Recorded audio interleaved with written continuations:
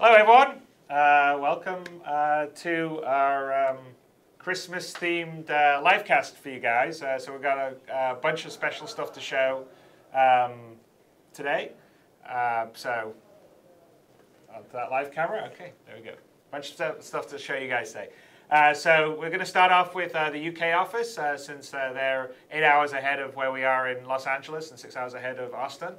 And we're going to talk about Squadron 42, then we're going to move on to Austin, talk about the hangar update, have a 50th hangar show, which is kind of a great milestone. And then finally, we're going to show you dogfighting in progress. So let me pass you over here to the UK team. So I'm assuming we're switching to them right now. There you go. Hey guys, hey. We're all here.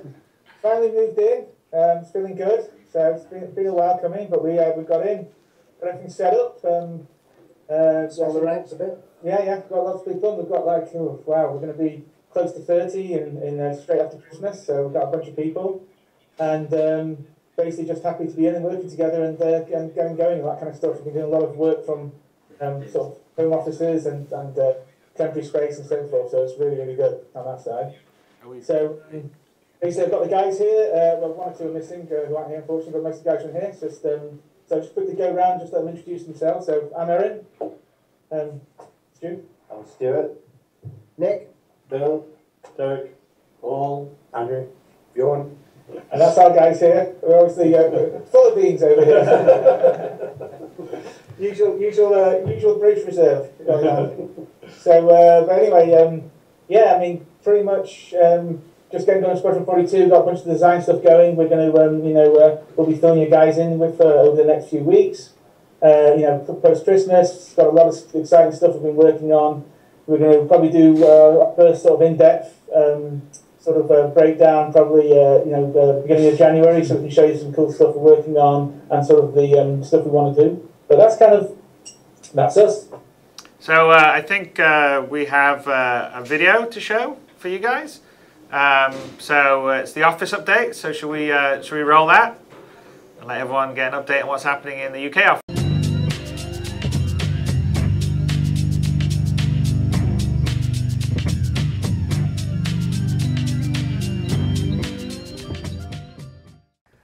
Well, welcome to the new office. We are really excited to be here, settling in, and what I want to do now is introduce you to some of the guys. Okay, well, here are the guys, and I'm going to let them say hello.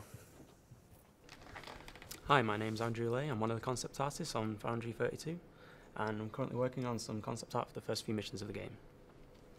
Hi everybody, my name is Bjorn Seinstra, and I'm one of the 3D artists working on Squadron 42. Currently we're working on fleshing out the initial shapes for the asteroids that are going to be included in the first couple of levels. Hi there, I'm Stuart Jenner. I'm one of the concept artists here at Foundry 42. I'm currently working on the asteroid field sequence for the opening of the game. Look forward to showing you some more as we move forward. So these are our new offices in Wilmslow, which is South Manchester. Places you've probably heard of teams like Manchester United and Manchester City. But basically the offices are purpose-built to make Squadron 42. We're planning on growing to maybe 40, 50 people at the top level. We have, at the moment, there's 10 of us, and come January the 2nd, there'll be close to 30 of us in the actual whole building. And we're obviously really looking forward to just progressing and getting on with the game. Hi, my name's Paul Jones. I'm the art director for Foundry 42. Currently, I'm working on the vision and adding personality to the asteroid fields that we see in the first couple of missions of the game. Hi, my name's Nick Elms. I'm one of the designers here on Squadron 42.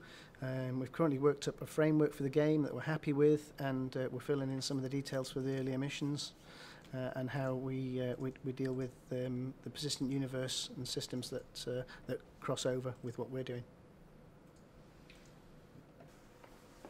Hi, I'm David Gill, and I'm a coder here at Foundry 42, and I'm working on AI. Hey, it's Phil Miller. Currently working on the first 5 missions, writing some ludicrous checks that our encoder will have to realise, and I can take the credit for. Hi, I'm Derek Senior. I'm the programming director here at Foundry 42, and it is my job to cache Phil's ludicrous checks.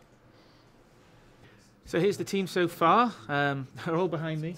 We're actually growing even larger, and come January we've got another about 15, 16 people joining us to fill up the office. But we're obviously in and really excited that we're here. So I hope you enjoyed the visit to our office. It's going to be the first of many, and we hope to see you guys again soon. All right, so that's an update from the office in the UK, and we thought would be really fun and interesting for you guys to ask some questions. So we have Ben Lesnick, our community manager, online from his in-laws' house right now. He's got nice Christmas decorations in the back. And you can probably maximize it on the screen so that everyone can see, because I think there you are. Coming at you live from Annville, Pennsylvania. There you go. Hey Ben, Merry Christmas. Merry Christmas to you. Hope you're staying warm there. So we thought it would be nice if everyone in the community could ask some questions of the Foundry 42 team about Squadron 42. So you got some stuff lined up for us?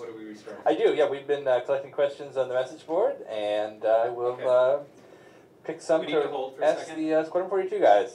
By the way, hey, Squadron 42 guys.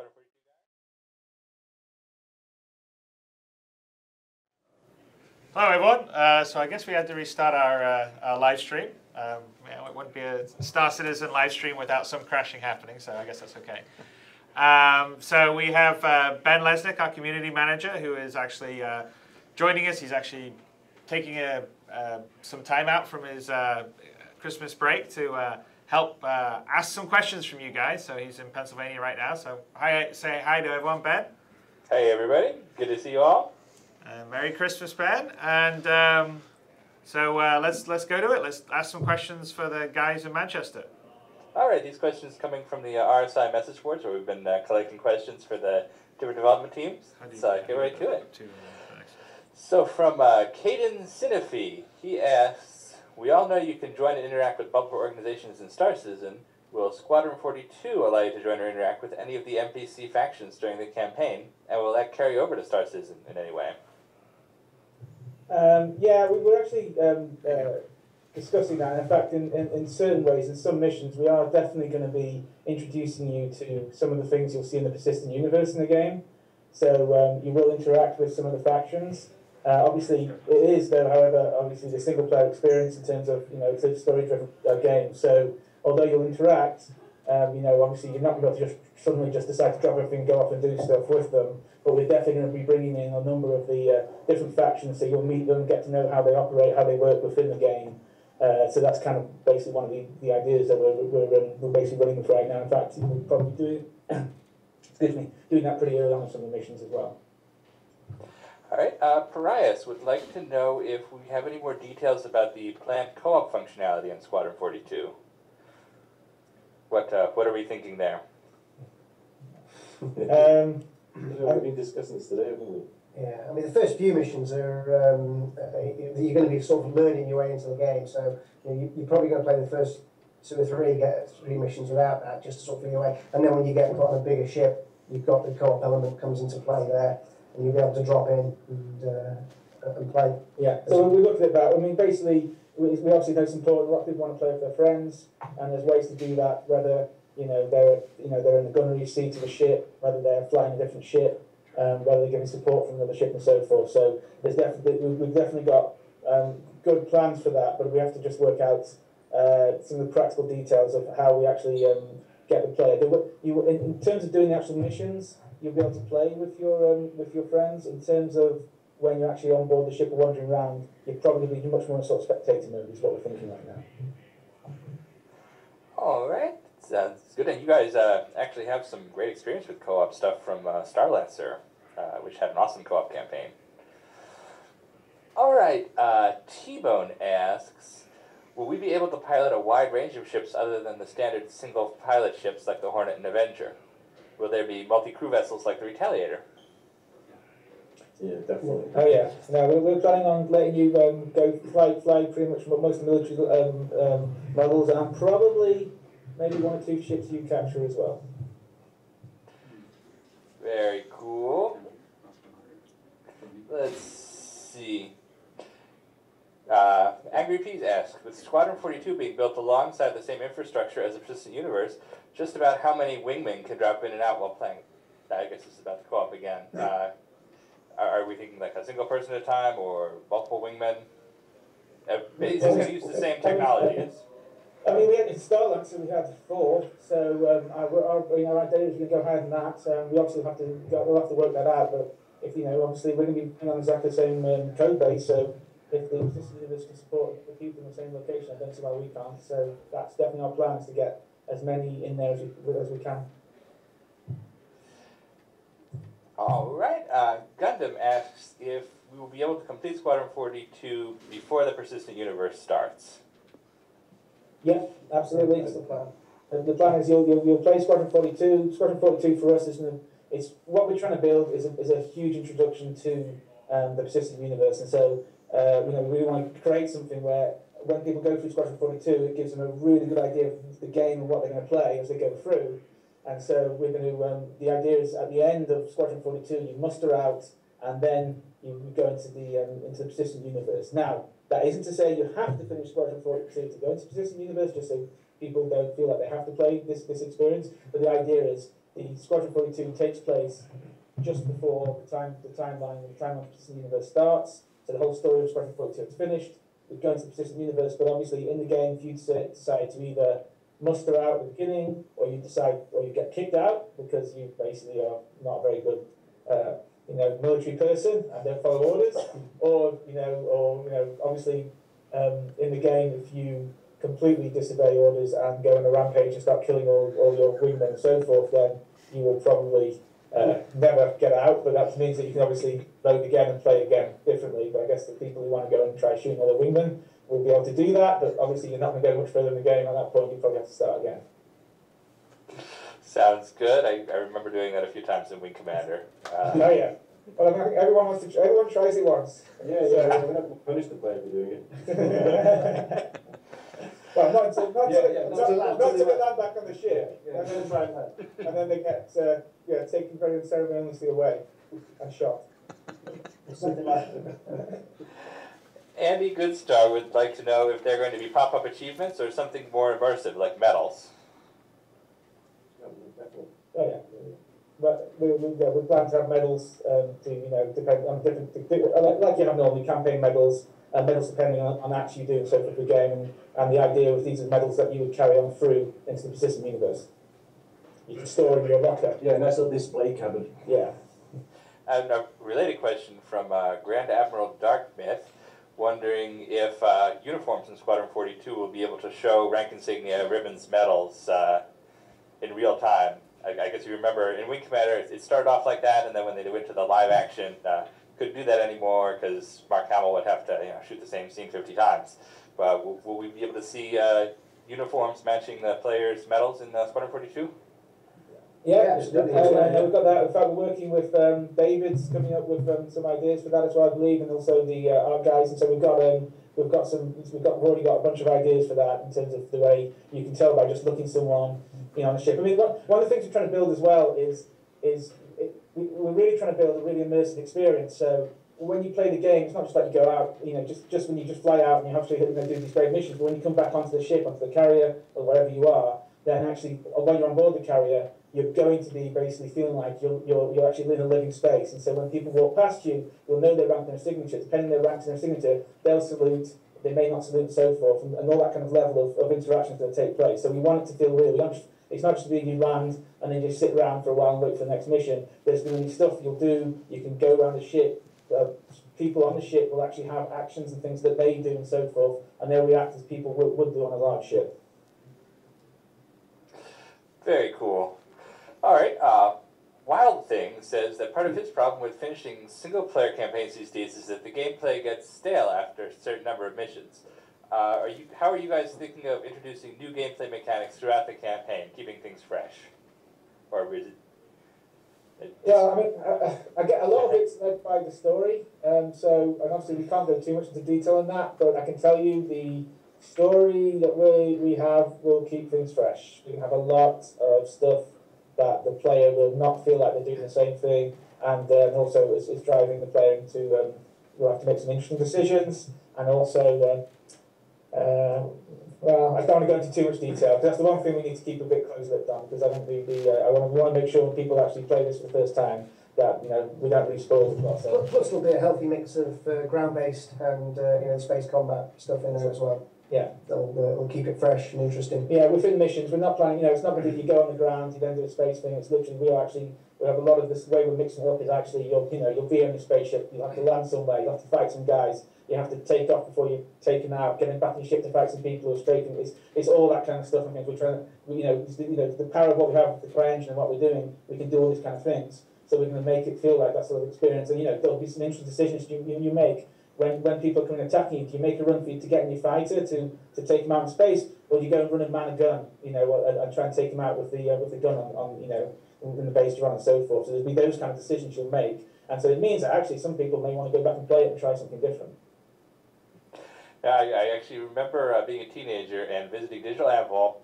Eric Peterson gave me a tour and talked about that exact experience as what he wanted for Starlancer 2. So it's very cool to see it finally happening. We'll get there this time. Yeah. All right. Let's see. Jetroid is curious how we're going to treat the fact that everyone is having the same experience for Squadron 42 behind their characters in the persistent universe.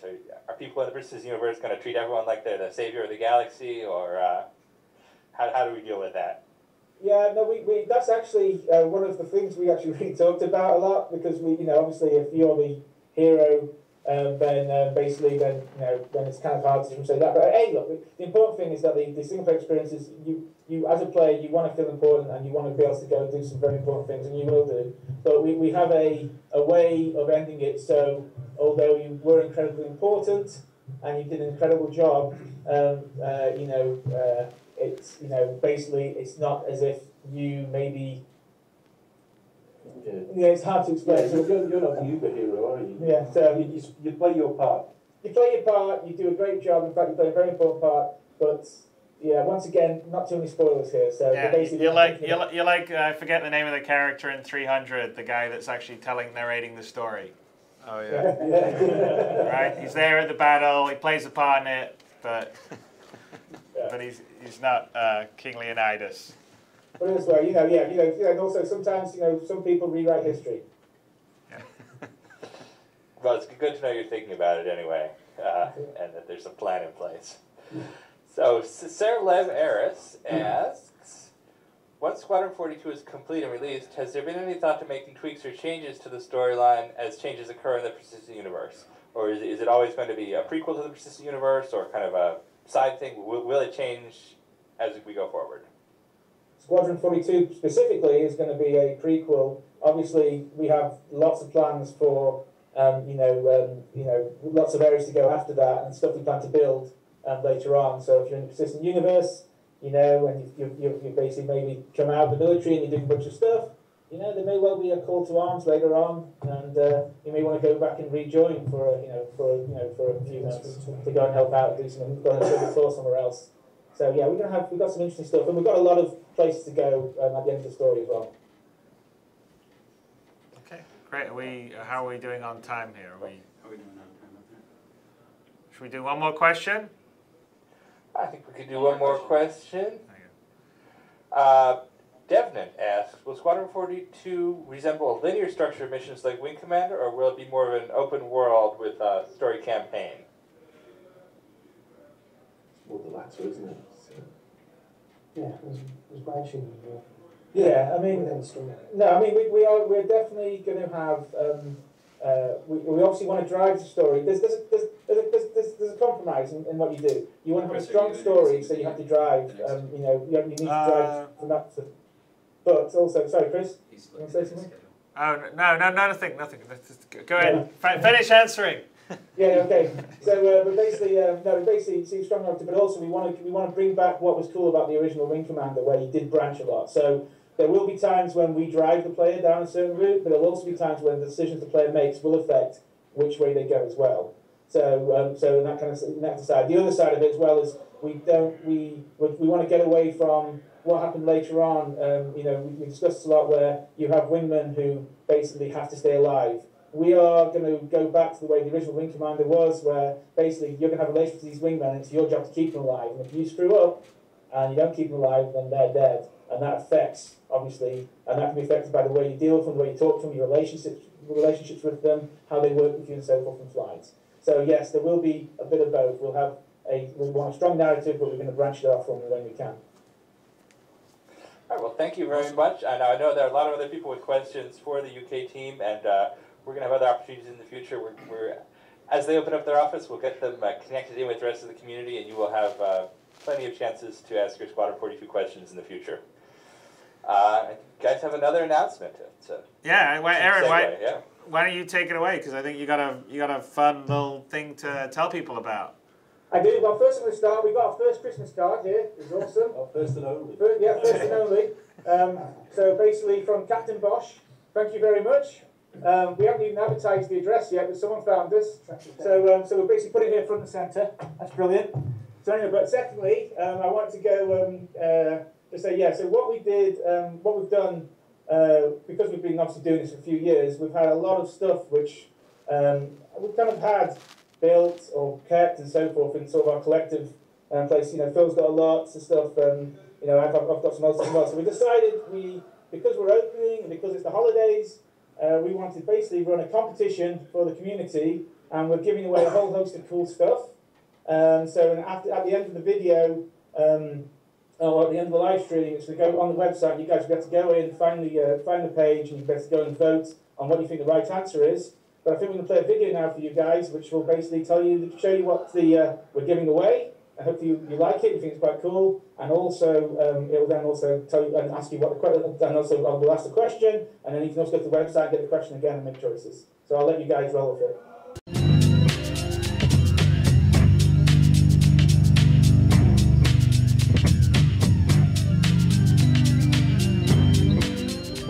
So hi everyone. So one thing we wanted to do, because we have just finally moved in and opened the office, and we are it's the holidays, is run a competition for the community. So what we have done is spent a lot of time looking through the archives and seeing what stuff we can pull up from the history of what we have. That'll be my loft. And first off is this bad boy. Yeah. So we have first off a genuine original, worn by the man himself, Chris Roberts, leather Wing Commander 3 jacket. Is it leather? Or is it fake? No, it's leather. As you can tell, it's nice. So and you've got all kind of stuff here. So I'll model it for you guys. So this is basically one of the top prizes for the competition. Come on, give us a twirl. Come on. Here you go. You can see it all on. Secondly, we are releasing a Idris military corvette as one of the prizes for the community. Another prize is... third prize is this bad boy. Check it out. It's the Heretic, aka Luftwaffe pants. And it's pretty delicate. It's been around about 15 years old now? Oh, 17, 18 years now. Yeah, but it was, my uncle actually made it. And I remember at the time he was actually talking about making it fly. He was going to stick some gas turbines on the back and some uprights. But yeah, I think we can get this out to you. Hopefully it won't come through damaged. But we've got it packaged nicely for everybody, but that's going to go. That's something which I know there's quite a few people who are pretty jealous that we're putting this out to the community for. Got a big old poster from... Along with that. Given to the team, wasn't it? Do you remember? Yep. Yeah, so it's pretty rare. Let's get it out. There you go. Got the old Predator team, the old base. We kept a lot of stuff. It's been fun pulling it all out, actually. Yeah. Isn't it? Yeah. Find it all. See what else. Got a copy of the game, which we'll sign. Yeah. There's a little mini Stand standee. as well. Now another prize is we're doing what we're calling the sort of battle pack for Squadron 42, which is going to be a military Hornet and a Vandal scythe as well. And then finally, we have this lovely collection here. All sorts of goodies. So we've got these ships from some film, I'm not too sure. Yeah, we were pitching for a Star Wars game years back. And we had a model maker knock these up so we could get the texture scans, but they're real nice. So given those, I'm sure there's some sci-fi fans amongst you guys. And once again, a copy of the old Star Lancer and Privateer 2, which we'll sign. There's a bit of film footage here from the Wing Commander movie, and there's some concepts, the original concept work from Darkling for some of the box artwork which you have. Some nice stuff. Some old textures, and there's a copy of Strikers Run, one of Chris's first games. Oh yeah, here we go. That goes back. This is the old days. Look at that. It's like cassette. And that's basically one of Chris's original games when he was still working in England. Yeah, Star Lancer poster. And the Star Lancer poster. So yeah, those are the prizes.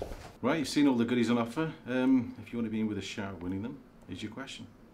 And the question is, which actor from a 90s Roberts Interactive movie said, "Remember, once a wolf, always a wolf"? And if you guys want to have a shout at winning that, then basically there will be a section now on the website where you can put your answer in, and then there will be a draw for from all the people who get the questions right. And the best of luck to all of you. Yeah, cheers guys and best of luck.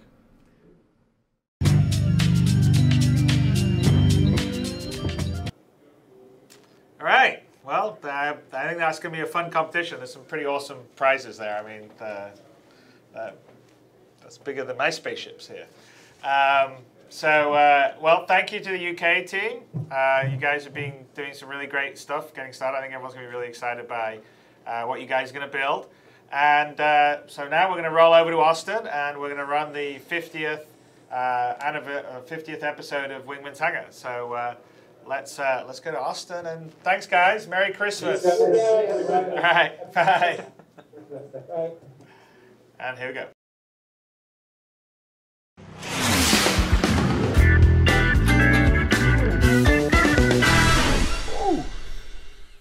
Look at that!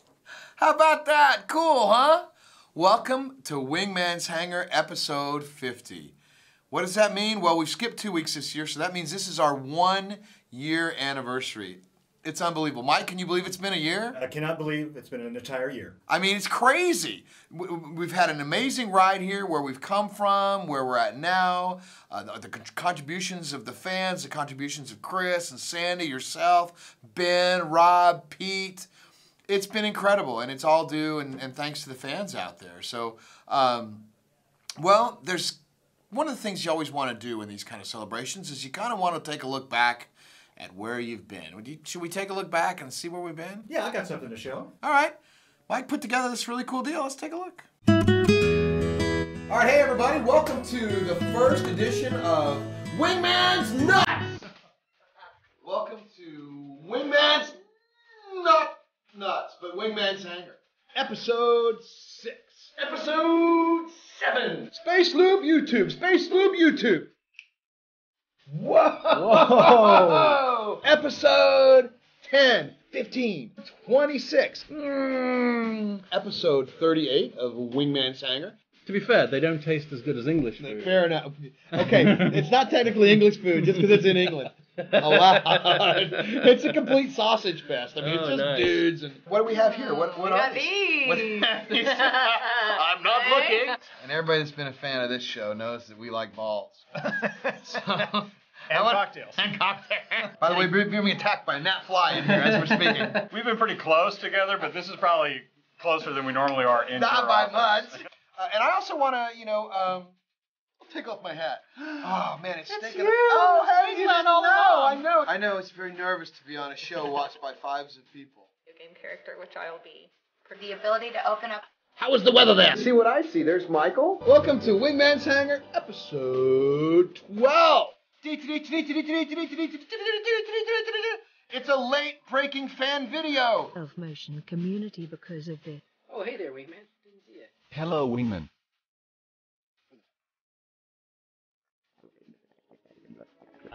Hey, Wingman. Really, you drift into a black hole and nobody ever sees you again. Goes into the Ghost Cartels financially. I am 8 years old. I love watching my dad play video games. Will there be a healthcare or health insurance that will...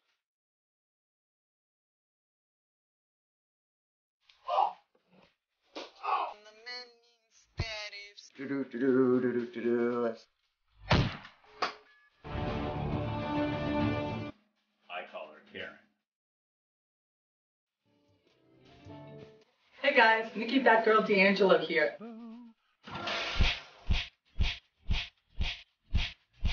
They're a stealth weapon. You just never know what's going to happen when they're... Oh! By the way, the belly shields, I am on a weight loss program. Am I too big? Should we start all over again? Hey, citizens, welcome to the show. It's Parrot Wingman Eaterson here, and let's talk about my weight a little bit, shall we? Blah, blah, blah, blah, blah, blah, wait. But I can still have pizza. I just have to scrape the top. Started at 236 pounds. How did we do this week? Well, 2 more pounds, baby! Yeah. 211! Yeah. Let everybody show up to... Oh, okay, we won't be at... Oh, there goes my head. What? This week's trophy goes to Cynical Cyanide. Modified it specifically for our purposes.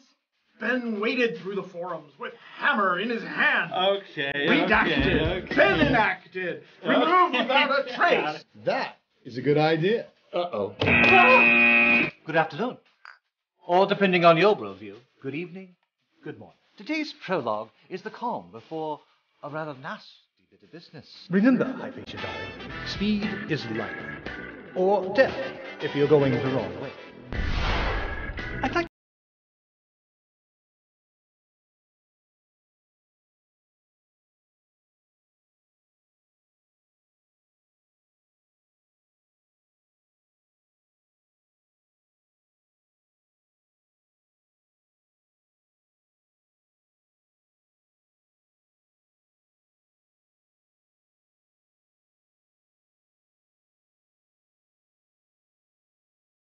I haven't done in one of my past games. We're back from CitizenCon where we got the chance to meet a lot of you. Greetings, Star Citizen. Here's a flash update from Behavior. Oompa-loompa-doopity-doo. Do you know what time it is? It's time for forum feedback. Exactly. Feedback.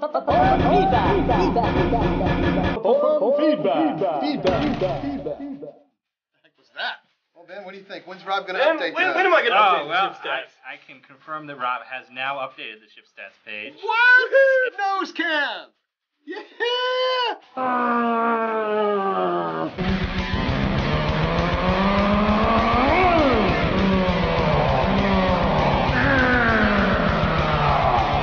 This is the hardest So thing we're ever. working hard here at Planet Imperium. We bring Gamescom to you. What's your name on the forums, though? What do I make? Wildcard 82. Wildcard 82. Well, I'm Castle McCann, call sign Deviatics. And they're here, and they're citizens. You guys have your citizen cards. Show them in your badges. Okay, my name is Schism. This is my girlfriend, Mies. Okay. And your tag was... My tag is Mies. The fact that you actually see how much everyone loves what this kind of game is and are so excited by what we're doing and wants to participate and support it, it makes you want to work twice as hard, and there's no way we're making a bad game. So thank you very much, everybody. Well, where are we going to see you?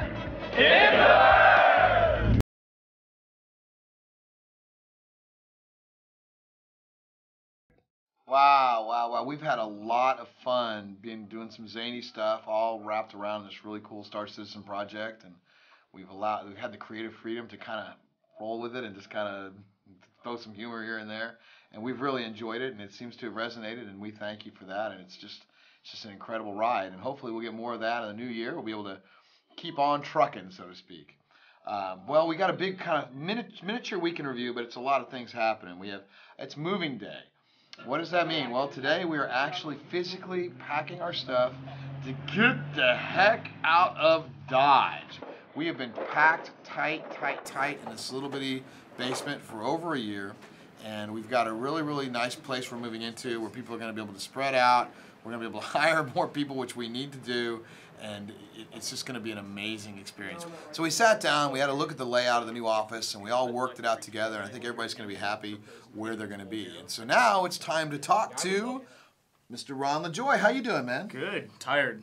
Yeah, we've been working a little bit of hours here around here lately. Extra hours this week. Ron's the guy who's in charge of wrestling the troops and making sure that we get all the things in the hangar patch done, and that it's stable, and that it works for the people out there. Now last week we kind of did a maintenance patch. Yeah. You want to tell people what that means? So we pushed hangar patches out a couple months ago. Right. And everybody's kind of been full steam on dogfighting, so it's just kind of been sitting by the wayside. Right.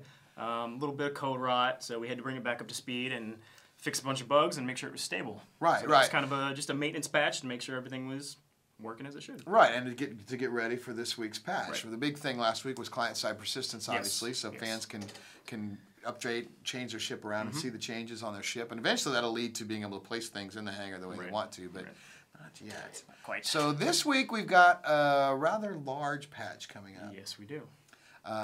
Which is in test, and right as we're taping this right now, not stable. No, it's not. But it will be by the time they're watching this. Never ceases to happen. Every time we do a patch, something blows up. It's crazy. Build server was down earlier today. I know the build server went poof, but always we got something. I know, it's crazy.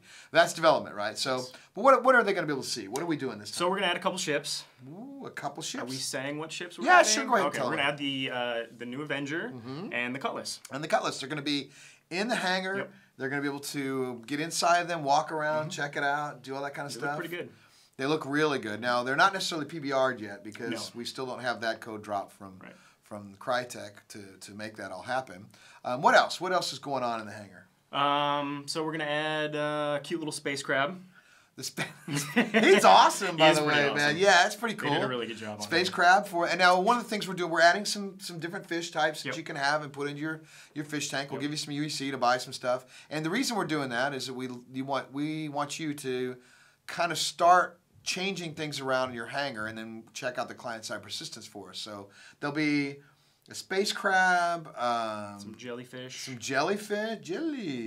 and then I know it reminds me of like Nemo swimming with the jellies. And there'll be a sucker fish, like a cleaner fish. Yep.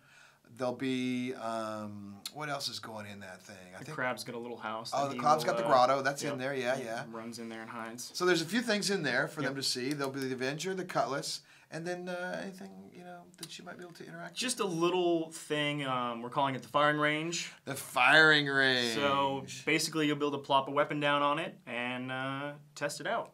Be able to shoot stuff. Yep. A few targets there in the hangar that you can blast away at. It will be limited for this initial release. Yeah. There's only going to be a few weapons. Right. But as we get effects and animation and sound online, we'll patch those in as we go. Yeah, and we might even move that to its own room at some point. We don't have the room system in there yet that's going to allow us to expand the hangar out. Right now, it basically expands in one direction. Right. Cramming everything in there right now. Right, exactly. Eventually, the hangar will be just a hangar. Yeah. And we can move everything out. Right. We'll put room systems attached to it and stuff like that. So that is coming, and especially and I believe the first iteration of that is going to be the asteroid hangar, which will kind of ship in the new year sometime. Yep. Yes. But we are going to be putting that into the room system, which will then allow PBR and other things that'll go in there. So the asteroid hangar will be the first iteration of that. So, well, that's cool, man. Thanks for that. Absolutely. I mean, the fans go get your hangar patch. It's out there. It's probably fairly large, so get started on downloading it. And, absolutely. And, oh yeah, you know what time it is? What time is it? Well, it looks like from Mike's little thing there that it's time for... Forum Feedback! So there you go, Forum Feedback, guys, and it's episode 50. 1 year anniversary. The question is, are we going to make it to 2? I lay odds against that ever happening. 52? I don't know. Yeah, 50 plus 2. I don't know. We got some questions, though. You guys ready to answer? You ready to step up there and get them going? Sure. From Mall 218, will we see the Cutlass in a game's single ship package before all the alpha slots run out? Ooh. Cutlass And package. everyone turns to look at Ben. Yeah. I guess it depends if the alpha slots run out before later today. Yeah. yes, there should be a Cutlass package in the store now. Check it out. There you go. That's cool. Ooh, our first video from Jetroid. I was wondering if we'd be able to set presets. For example, the energy loadout on our ships or the equipment in our hangar. Because it would be pretty tiresome to keep having to change every single thing at once, and would be very easy to just set it up and then change between different settings. So what do you guys think? Will we have ship presets we can easily recall? We've talked about a lot of different types of presets. In fact, it's like presets for different loadouts for your ships that you can store in your hangar, or presets for which weapons fire, power settings. I mean, if you're being chased by if you're being chased by a bandit or something, you may want to, hit a hotkey and boost up the shields in the booty. The runaway preset. My booty is well shielded. You've got a shielded booty? That's okay. Great. We got a shielded booty. All right, from Marek, he says, how are we expected to survive in first-person combat without a proper shooting range to practice our defense with handheld weapons? A proper shooting range. A proper shooting range. Is he implying that the shooting range that's coming out in the hangar is improper? Well, maybe he's implying that firing range and shooting range are different because, well, they are. They are. I agree with that. I agree with that.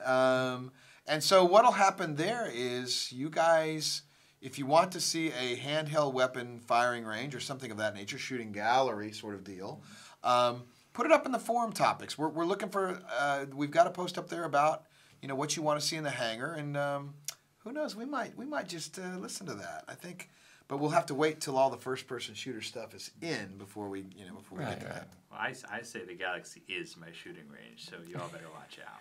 Are you going to be in a giant spacesuit with your shielded booty running around shooting stuff? How do you shoot with a hammer? Oh, that's right. From Marcus Impaleman Polis, he says, last time. The package must be on time. What's this? No. Power surge detected. 1.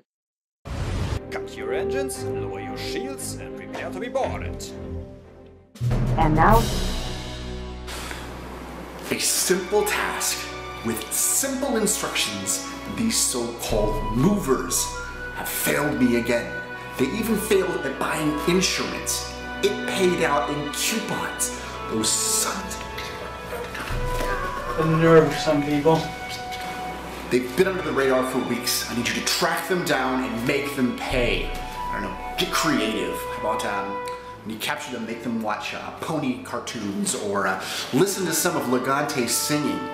Right, so to sum it up, breach of contract, loss of property, and insolence. Anything else I should know? You need to act fast and be very good to find them. You've got a 2-day head start, which is more than they need.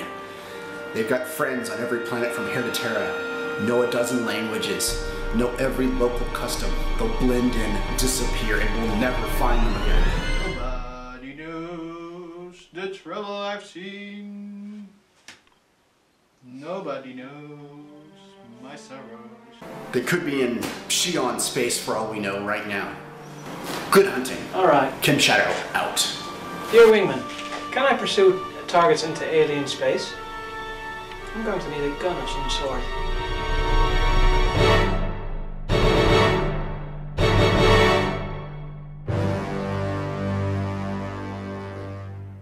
First of all, a lot of cool folks in that video that we've seen before. Some familiar faces. That's good. Always good to have your videos, and it's also a good question. Can they pursue targets into alien space? Well, there's always a question of can versus should. So can, sure. Should, sometimes they might react differently. It depends. But that's a lot of that kind of draws from the fiction. So if you've been keeping up on our fiction on the website, there's a lot of discussion about the tensions between the UE and Jean, for instance. So, you might have to be a little more careful, but there will probably be ways to make arrangements. So you can't be doggedly not worrying about where you are in space. It's going to matter. Yeah, it's going to matter. Your reputation, what's going on, the actual area you're in space is going to matter. And the aliens may enforce different laws than humans. That's true. Could happen. Aliens are, well, alien. From Sun Apollo, what's the go on the weapons range? Will it be guns we own, or do we get access to all of them? That is a good question, and something we've been wrestling with internally as well. We have been. So after the wrestle, what did we decide? For now, the goal is to have a limited set of weapons available, the ones that are most ready, of course. And that limited set of weapons will be limited even further by weapons you have on ships you own or that you have purchased in the Voyager Direct store. Yeah, that's a good point, too, is that, while we're making these weapons, it's not just a matter of taking the weapon and, maybe we recreated the actual gun or laser itself. We can then go, okay, it's mounted to the mount, but we need effects, particle effects for it. We need VFX. We need sounds. So it's a little more than just stuff of that nature. What were you going to say? Did you have something? No. Was your booty shield bothering you there? He was adjusting his booty shield. We can't have enough of that, Ben. From Parias, he says...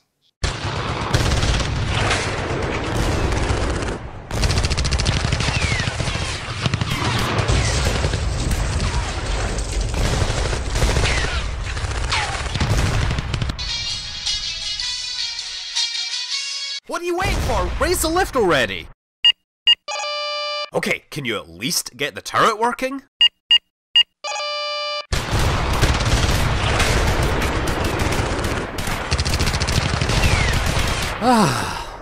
Hello, Wingman. Some members of the community have imported the Hangar module files into the free CryEngine editor for the purpose of making videos and exploring game assets. However, many of us are having trouble getting the ships imported with working animations using the CGA files, as attempting to do so will either freeze the editor or crash it with duplicate animation errors.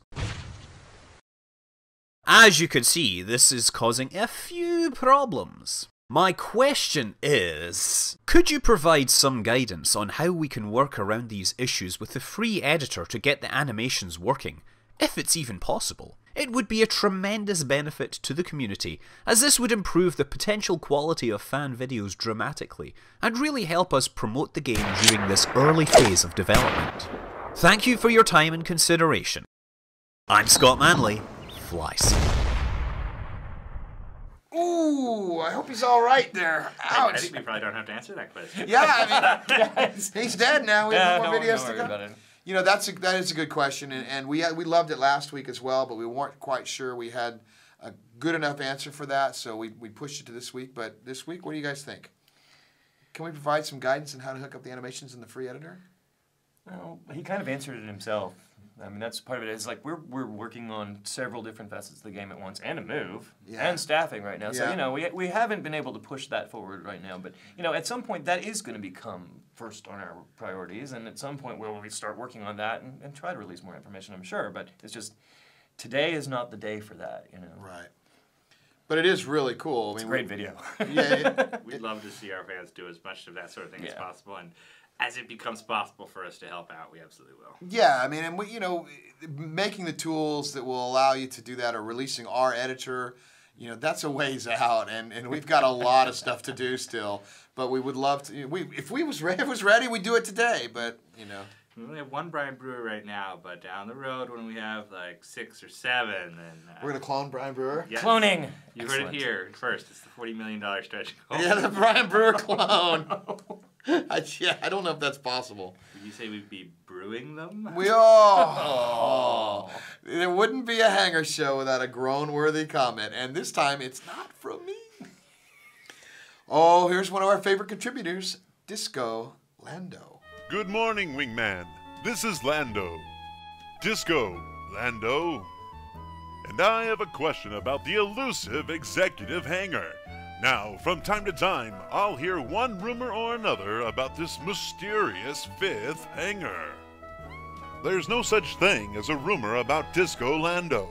If it isn't true now, it will be. Now, is the executive hangar still in the works? Was it just another name for the business hangar? Or should we just not believe everything we hear on the internet? Top men told me that the executive hangar turns all your ships into Bengal carriers, made of bagels and souls. The executive hangar is so extravagant. Those blarging blargbags won't even let me in the blarging door. I heard that the executive hangar comes with an automatic form troll ejection system. I heard the executive hangar is more powerful than the PS4. By today, the executive hangar is so advanced that it cures ingrown toenails. Wow, another excellent video with some of the regulars on there. Good to see everybody. Awesome. So, Rob, do you want to clear up the executive hangar once and for all? Mythical executive hangar. Well, you know, this is a good opportunity to talk about it. So the executive hangar...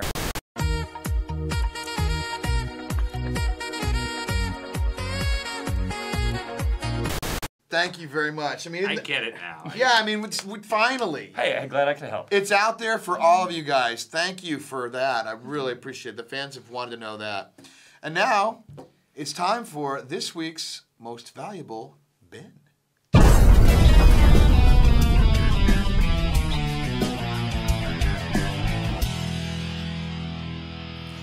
Hey everyone, welcome to MVP, Most Valuable Post. This is the part of the show where we tell you what the absolute best post at the RSI forums was the past week. This week the honor goes to Topset for his incredible post, How Far We've Come, which traces the last year of Star Citizen with videos, quotes, graphics. It's pretty cool seeing everything we've done in the last year, and just thinking that we are only getting started. So maybe he'll get MVP next year for showing off year 2 of Star Citizen. It's been a real honor this past year doing MVP for you, and I'm actually packing up my hammer right now because we're headed off to the new digs. Merry Christmas, Happy Holidays, and Happy New Year. We'll see you again soon. Thanks, Ben. Love that most valuable post. And I want to again thank everybody for the wonderful year you've given us here at Cloud Imperium. Hopefully you've enjoyed a ride of Wingman's Hangar a little bit. And we've also got a few gifts. We've fallen down on a little bit of this, but we decided to put together a montage of some really, really cool stuff you guys have sent us in the last couple weeks. Take a look at this. Well, guess what? We got another really cool gift, and I know just where it needs to go. It's from GoTo and the guys at Monkey, or Monk. Monkey. Wouldn't be something if I didn't screw it up, would it? Check it out. From GoTo again to the cigar smokers. It looks like he included something for the Wingman this time. Hey. Mine. Looks like Nash has sent us up some playing cards. Rob, you want to show them what you got over there? Absolutely. First, look at the excellent Star Citizen back. Star Citizen back, yeah. Look at this. I could be on the shopping network right now. Oh, look at the Joker. That's our Marine. Very cool.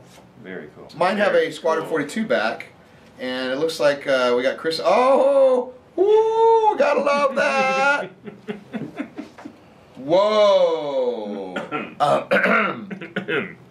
Yeah. Well, this one is from Pat Williams. So let's just get in there, Rob. And it looks like it's a box. Thanks, Pat.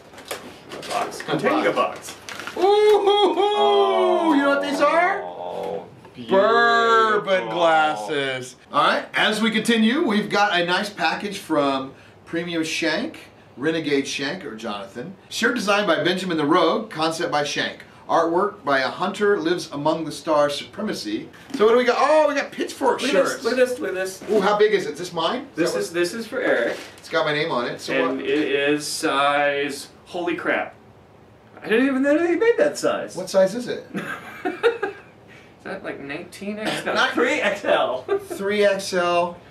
Really? It looks like we have shirts for everybody here too. We got Michael, you have a shirt coming up.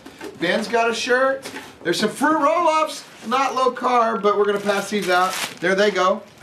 Those went fast. Oh, we got something for Ben right in here. If I remember correctly, you like to use old computer components to put together computers. I hope this is something you can use.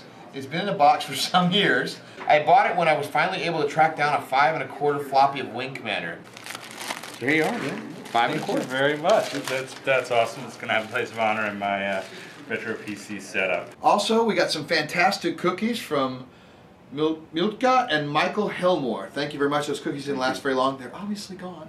And we got this bourbon barrel, which is really cool. We gotta create it, put bourbon in there, and we gotta actually use it as a deal. But for some reason, whoever sent this didn't send a card. So thank you. We appreciate it. Thanks. To our friends at CIG Austin from the Hangar team. Thank you for a great gathering in Cologne. Are you kidding? That is awesome. Let's check. Oh, they got shirts from Cologne. We'll have to wear these on the show. No one flies alone. This is really, really cool. Except Eric. Eric flies alone. In a Nerf shirt. That's awesome. Our Nerf, not Nerf shirt, and a Nerf ship. Thank you guys very, very much. Thank you. Thank you. Wow, I mean, it's incredible. We're honored. We don't know what to say. That's just wonderful. Thank you very much. It almost feels like Christmas every single day of the year here at Cloud Imperium. Would you agree, Mike? It's crazy. Absolutely. It's been an amazing ride. And it's only going to get better. We hope to be here for many, many years, and hopefully we'll lose a few pounds. 220. Just saying. But maybe after the new year, maybe Wingman's Weight will be back on the segment. 220. Something in my throat there. Probably an extra couple pounds.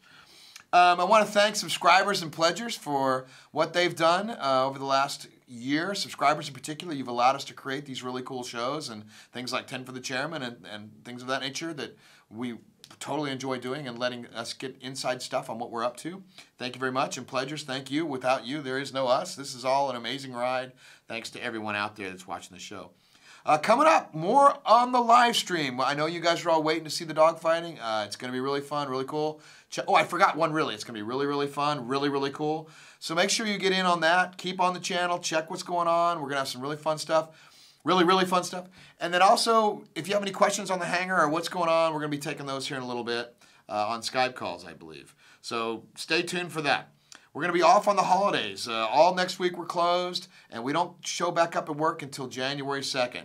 Unfortunately, a few of us are going to have to work through the holidays as we move our office, but that's okay because getting out of the basement is well worth it. Trust me. Thanks again to all of you. Next, submit your questions to the next Wingman's Hangar. It will be in the new office where it's going to be shot, in the new space, the new thing, wherever we're going to be. You'll get a submit. Remember, any question you submit, though, is going to be for the new year. We won't be doing a show for Wingman's Hangar until January. So make sure we'll still put it up in the forums. We'll still get your questions. Gather them up. It'll give you time to put videos together. 2 weeks to put videos together. We're counting on you. Subscribe to our YouTube channel so you can find out the latest and greatest, everything that happens at Cloud Imperium. You'll get a little alert. You'll find out the videos that are posted. We'll post 10 for the Chairman, maybe a hazy thought or something. Who knows what breaks up on the channel coming forward. Make sure you get your stuff up there. Submit your questions again in the RSI forum. Michael put a little thing right here for us to put up there. And again, they'll be in the new year. And today there will be no Wingman's Hangover. Well, not one that you're going to see anyway. There'll be no Wingman's Hangover as we're going to continue to live stream from Los Angeles and Santa Monica. So we'll bring that back in the new year too. So again, but we might stream later today because we have a Christmas party going on tonight. It's going to be fun. It's our Christmas party. All the office is going to be there. We're going to be hanging out at a local venue. That would probably be a proper Wingman's Hangover, but we'll see how that goes. So again, thank you very much.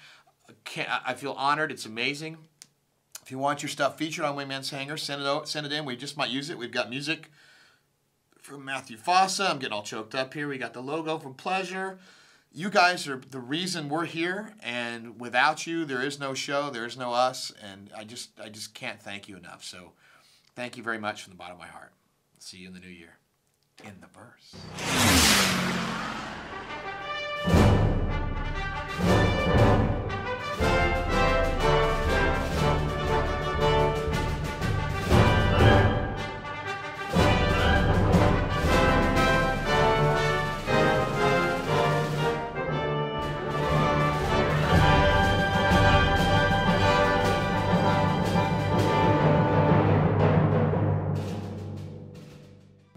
Well, congratulations on a 50th episode. That's amazing. When we started it, we thought, okay, we'll just do a little bit of programming and give some people some answers, and it's grown into its whole little thing. So that's a pretty amazing achievement. Congratulations, Eric and Michael, for doing such a great job over the last 50 episodes.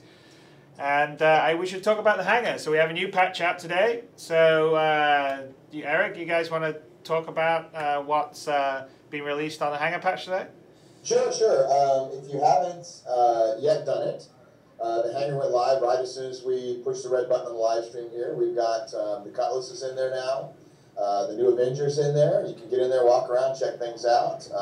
The firing range is in there, so you can shoot the weapons that you purchased and have on your ships. Test some things out there, and then we've got a few various and sundry items that will help us test client-side persistence by, upgrading your fish tank. And for those of you who were not here before we had hit the 20 million goal, and we gave everybody a fish tank, you can now add a fish tank to your own hangar. So, we hear you. We know you want it. It's there. So that's kind of what's going on. So let's introduce who we have here today. We have Tom. Why don't you tell me who you are? Hey, I'm Tom Davies. I'm a gameplay programmer here at Planet Bearing. Okay. Ron LaJoy, producer here in Austin. Chris Lydia, Chief Visual Officer. Oh, Michael Morley, producer of the Wingman Hangar Show. Rob Irving, design. Jeff Cabot, artist. Can they see you, Sean? No. Yeah, there's his head. Sean Murphy, our outsource manager. Cool. Yeah, so we and just to be fair, we've been struck by the flu bug here in Austin this week, and a lot of people are missing. So hopefully they're healthy for it. That's why I'm sitting over here. That's why you're over there. Right. Well, it's one of the things about it. We are getting a new space. It's one of the things that's we are stuck in here. So one person gets it, we all get it. So yeah. So Ben, you got some questions for us? Absolutely. For everyone wondering, I ran back to Austin really quickly so I could be in Wingman's hangar and then back to Pennsylvania. All right. From Lieutenant Enerkio, he just wants to ask how the PBR update is coming. Well, the PBR is, that's one of those things that's going to be a big update for us, and it's going to take a lot of work. We are in the process of testing the drop from Crytek, and once the engine is solid with that, we will then go in the process of updating PBR for the hangar and all the ships and everything else. So I think that's a little bit of ways away, but it will be coming, and the early results are spectacular. It looks really good. Yeah, we saw the Avenger video during the last live stream. It's really Yeah, to be fair, that wasn't all PBR either. There were still some parts in there that were not PBR'd, so it'll get even better than that. You guys are going to have to update us on that. Mm-hmm. We need a new video. All right, Scran Spork would like to know when we'll be able to have other people come visit our hangars. Is that in the plan? Ron, you want to take that one? Yeah, absolutely. It's something that's in progress currently. As far as the release date, I will not put any timeline on it. But definitely coming up soon. And that's one of those things we're working currently on with our partners in Montreal. Yes. Doing the room system for the hangars. We kind of hit on this in the show itself. That right now the hangar kind of only expands in one direction, and we want it to expand in multiple directions and vertically and horizontally, both always. And so when that's in place, then we'll have a lot more on that. So yeah, soon. Yeah. Angry Peas would like to know when we are going to get Buggy's stunt rings. He wants to light him on fire. He wants the fiery rings. I've seen in videos. Sorry. All right. Go ahead, Rob. Why don't you take that? So the honest answer is that there's lighting that's involved with the fire on the rings, so we have to evaluate the effect on the game of putting the fire on the rings. So there'll have to be some optimization before we can light them on fire for you, or a separate room, which when we get the rings. Right, exactly. Well, a lot of that. You could probably expect the firing range now where it sits is not going to be in your hangar because you don't want people running around shooting their own ships, right? So, but right now we don't have a separate room. Right. So it'll eventually be there. So yeah. Thanks, Angry Peach, for all your video contributions too. He's a cool guy. Have you seen his cartoon versions of us? Yeah, apparently he's got some new stuff out that's pretty amazing. Yeah, he's got you now. He's pretty cool. Awesome. Great. Look at that one. Waltar would like to know about the holotable. Is it just a prototype or is it finished? He's saying it's hard to have more than 10 ships. Wondering where in the process its development is. Yeah, that's first pass. I mean, that's one of the beauty things of being part of this whole process, following along with Star Citizen and what Chris has set up here is that you really are getting early looks at alpha code, and we want your feedback on that, and we've been following the feedback on what people like and what they dislike on the holotable. So that is in no way a finished product. And so if you have some features or things you like or don't like and how it works, post them in the forums, put it in there, and we'll obviously read it. And so first pass, it'll get better or different as we go. Well, the other thing I'll say is that having not working well if you've got 10 or more ships is a high-class problem to have. That's like... Yeah, that's true. It's like a first world problem. That's like complaining that you can't fit all your sports cars in your 3-car garage. I don't know. I think we should be nice to the people who have 10 or more ships. We don't want to sacrifice the coolness of it, the imagery of it. We just want to make the interface more usable. Yeah, right. That's all. All right, third would like to know if the hangar team has thought more about how the really big ships are going to land. Where are we going to put the Idders and the Starfarer? Any other big ships? Chris? Well, no. I mean, we just, we probably won't be able to land the very big ships in a hangar. They'll have to either, there'll be some large sort of landing pad in a big spaceport, and you won't be able to land that big ship in smaller areas, or in some of the very bigger ones, you'll have to be in orbit. So, it's just like the real world. If you've got a big ass ship or a big ass plane, you can't dock it at any port, and you can't fly it into any airport. So, so it's not likely you're going to have a hangar that will fit an Idris Corvette. There you go. And quasi-related note, Andy would like to know how the asteroid hangar is coming. That's related to the room system that we're creating. So that is actually the first room we're creating with the room system. So it's in progress. It's looking beautiful. It is. It looks really good. Looks great. Yeah, it does. Yeah, it does. It's going to be the best of all of them at the moment. There's no doubt. It's going to take. It will absolutely benefit from all the. So I'm sure we'll go back and upgrade the other ones, just like we upgraded the Hornet. Yeah. If Chris says he's sure, you can bet your butt. That's exactly what we'll be doing. All right. Chaz would like to know if future iterations of the hangar module will have more graphics effects settings that they can customize, resolutions, rendering stuff. Absolutely. Right? Absolutely. Yeah. That's one thing that we haven't really done a pass on is this things in the game. Yeah, optimization and stuff. It's on the list. It's a very long list. Someday we'll get to it. Yeah, I mean it's coming. I mean it's one of those things that optimization generally takes place later, but we'll probably make passes along with that along the way. Yeah, so. I think the question is also more about like the number of dials you can adjust. Yes. Yeah. Right. So we just have a very basic settings now, but you can actually adjust a lot more than you can in the basic interface. It's really an interface issue. So, so there are actually people out there that know CryEngine quite well that actually change all the things in the config files already on our builds. So, and that's what we do internally. Just a matter of programmer time at this point. Yep. Yeah, it's by having the interface. So it just won't be the first thing. It'll be one of the later things to get done. Right. Well, here's one I know you can answer. Scarecrow would like to know how the Cutlass is coming. Well, if Scarecrow would download today's patch, he could answer that question himself. You get in there and play around with it, and it looks really good. We just got it in. Jeff, you were working on the landing gear, I think, putting that together. So, and we put it in, I think we got it in last night about 10 o'clock. Yeah. Roughly thereabouts. Yeah. It's good. Came in nice and hot. Came in hot. I think it's a Navy pilot.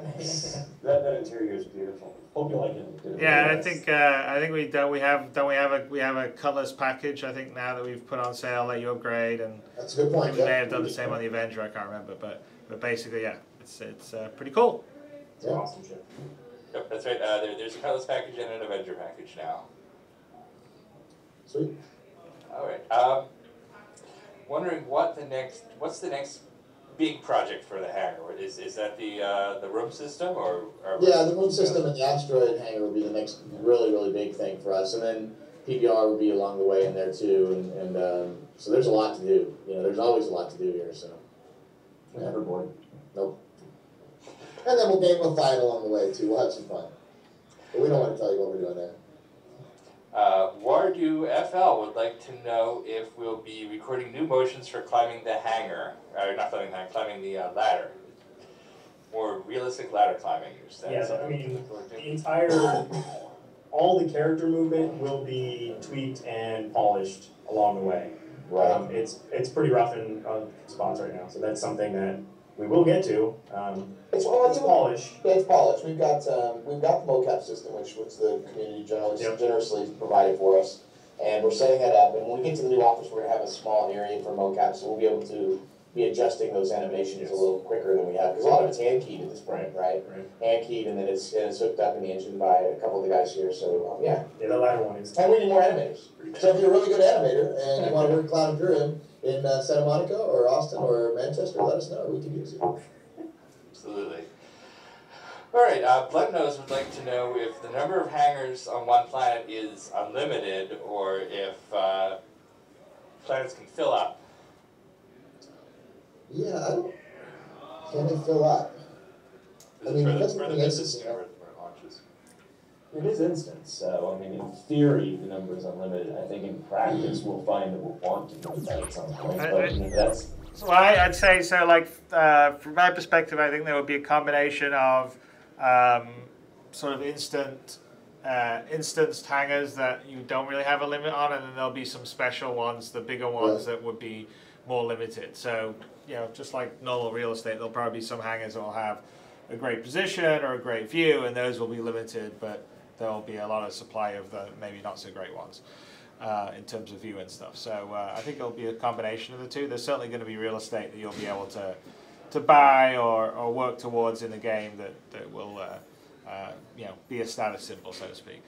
Yeah, and you brought up a really good point too. That's one of the things people have asked for the most is Windows, and that's also on the list. That guy would like to know if the plan for PBR is to do a ship by ship, or if it's all going to happen at once. Full sail. Kaboom! Get more detail on full sail. Yeah, so once we actually have PBR, we will, it'll be all hands on deck. We're going to do a full pass on all the hangars and all the ships, and we'll patch at that point with everything done. Yeah. It's going to be, I mean, it's going to be a big thing. It'll be literally everybody working on it. Yeah, we'll adjust the lighting and take advantage of that. It's gonna vastly change the way it looks. It's going to be a huge difference. Yeah, Huge difference. As I scroll through these questions, I just see when's the Cutlass coming, when's the Cutlass coming, over and over. So we probably have a lot of happy pirates this morning. Awesome. Yay. All right, Merry Christmas to them. Azrael Domonov asks, when you guys start working on assets after they've been delivered by an outsourced studio, what do you need to do to make them ready for the game, ready for the hangar module? why don't you take this one? Well, we just have to go through and check that they're sort of following all the specs that we sort of like put into place, and make sure that nothing breaks as it goes into the game. And so there's a little bit of back and forth. We're trying to develop sort of like a Bible that we can always send to any vendor, so that things are followed, you know, very closely, and the process becomes a little bit smoother.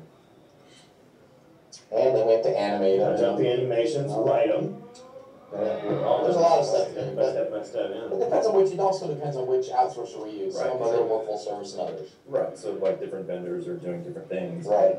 So I mean, even like the freelance guys, they'll be able to like light the interiors or exteriors a little bit, and we'll sort of look at that on our end and make adjustments. So. Cool. Devnet asks, are there any plans for letting us rebind controls, or making, this is the graphics question again, so plans to rebind controls?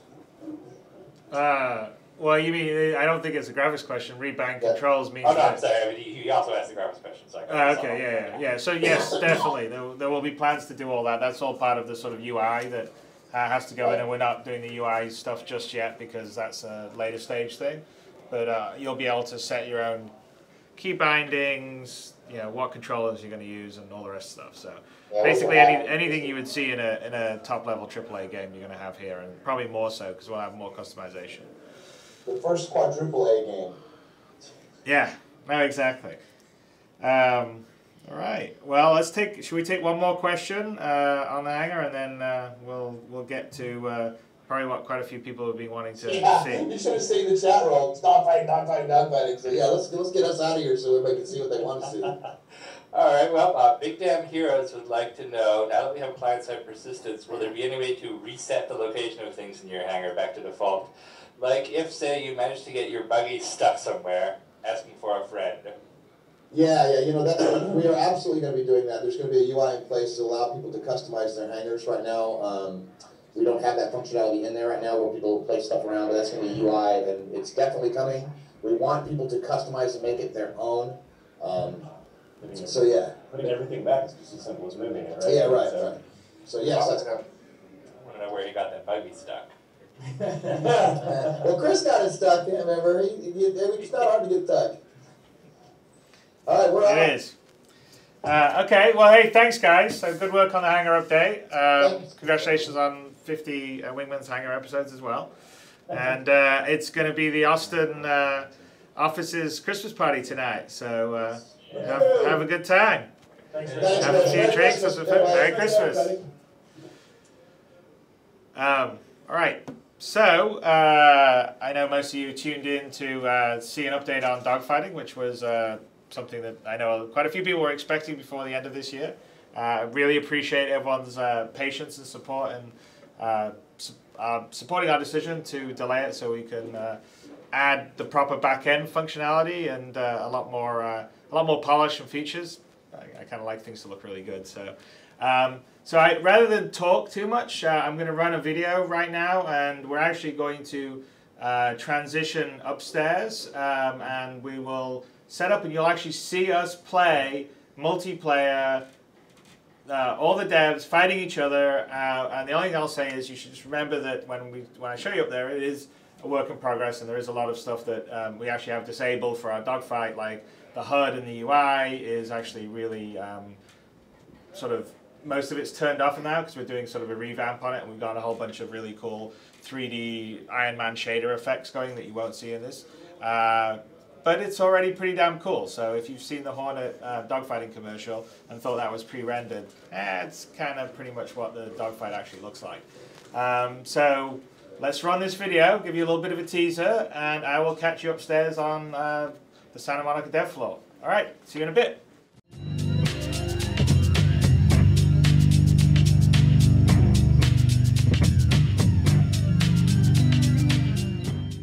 My name is Paul, and I'm working here at Star Citizen as a lead engine or lead game programmer, especially working on Dogfight at the moment. And the last couple of months we pretty much crunched to get Dogfight in a good state to show it to you guys. One thing we worked the last week or the last weeks, getting all the items and all the subsystems together. They're all connected like in real world, so you have a radar item which sends radar information, which is then processed by an identification device, and this is sent to the actual display in your HUD. So player in the end will be able to totally customize their ships if they want. And this is what I'm working at the moment to bring all those systems together. We have like an energy flow system where we can detach and attach items like you would put a plug into your jack in the wall. So I'm Dan Tracy. I'm the senior technical designer here at Cloud Imperium Games, working here in LA. So I'm right now for dogfighting. I'm actually working on quite a bit of stuff with the Hornet destruction, as well as a lot of the destructibilities for like the asteroids, setting up the levels. Been working with a bunch of other people on like the particle effects, setting up the vehicle setup. Basically, I've touched a lot of the parts in the animation. You name it, I've done it. So I'm just going to be showing off a little bit here of like the Hornet destruction of what we currently have set up. So on my weapon mount here that I got, I'm actually going to be shooting at the wing. We got some sparks from the hit impacts, and you can see here where I'm actually blowing up parts of the wing. We got little jibs flying off from the stresses that are going to be hitting the ship. We're going to be changing this around a little bit, so it's actually going to be localized to where you're actually hitting on the ship. So these different panels are actually going to be blowing off, and when you're actually shooting at the wings here, you'll blow off like parts of the ship. You'll lose your weapons here. You can see that one flying away here. And then you can actually completely like disassemble the actual vehicle entirely. And we're going to be doing this for all these different parts actually. Chris Smith, I'm the lead ship modeler here at Cloud Imperium Games. And I'm going to talk a little bit about the destruction pieces and how we made them. What I came up with was a sort of kit bash design that I used all over the place in the ship to make it quick and efficient and easy to make. So kit bashing is like when you, from real life modeling, you take existing pieces from other models and put them together to make a new piece, to make a new model. This is the tail wing here specifically. You know, we're kind of breaking them up by sections. These are all the different damage states. What we're doing is, the first damage state will be like real low, you know, just panels flying off. And then the next stage, you know, a little bit bigger piece will fall off, and so on, you know, until basically the whole thing just comes off and it's just a burning wreck. So what we had before was more of a style guide for how we were going to have the HUD look, but we didn't really have a functional design of what was going to be on there and where. So what we did in this meeting was mostly hammer out what we're actually going to show and when and on which display. And so that informs what I'm doing and what sort of inputs I need to program for the HUD. So now that we actually have an early version of the dogfighting module working and everyone can actually fly the ships, I'm starting to get actual feedback on what's useful and what's not, what's in the wrong place, what's unintuitive, what's intuitive. Hi, I'm Alan Precourt. I'm the Senior Lighting and Cinematic Artist here at Cloud Imperium Games. I've been working for the past couple weeks on the dogfighting module, specifically lighting the Hornet. What I do is I often will sit right where the pilot sits, where the player is going to sit. And I'll keep looking around going, okay, I like that, I don't like that, and I keep moving the camera back and forth to try to see where the light is falling, what sort of bad effects I'm getting that aren't really desirable, and then I'll just keep changing it back and forth. So what it is a lot of placing a light, taking a look at the environment, going back, thinking about it some more, going back to the light, moving it a little bit more. So that's a really, really rough idea of how that looks for the cockpit. And after about 3-4 days of work, it looks like this. Hi, my name is Forrest, technical artist at Cloud Imperium Games. Mostly been concentrating on special effects.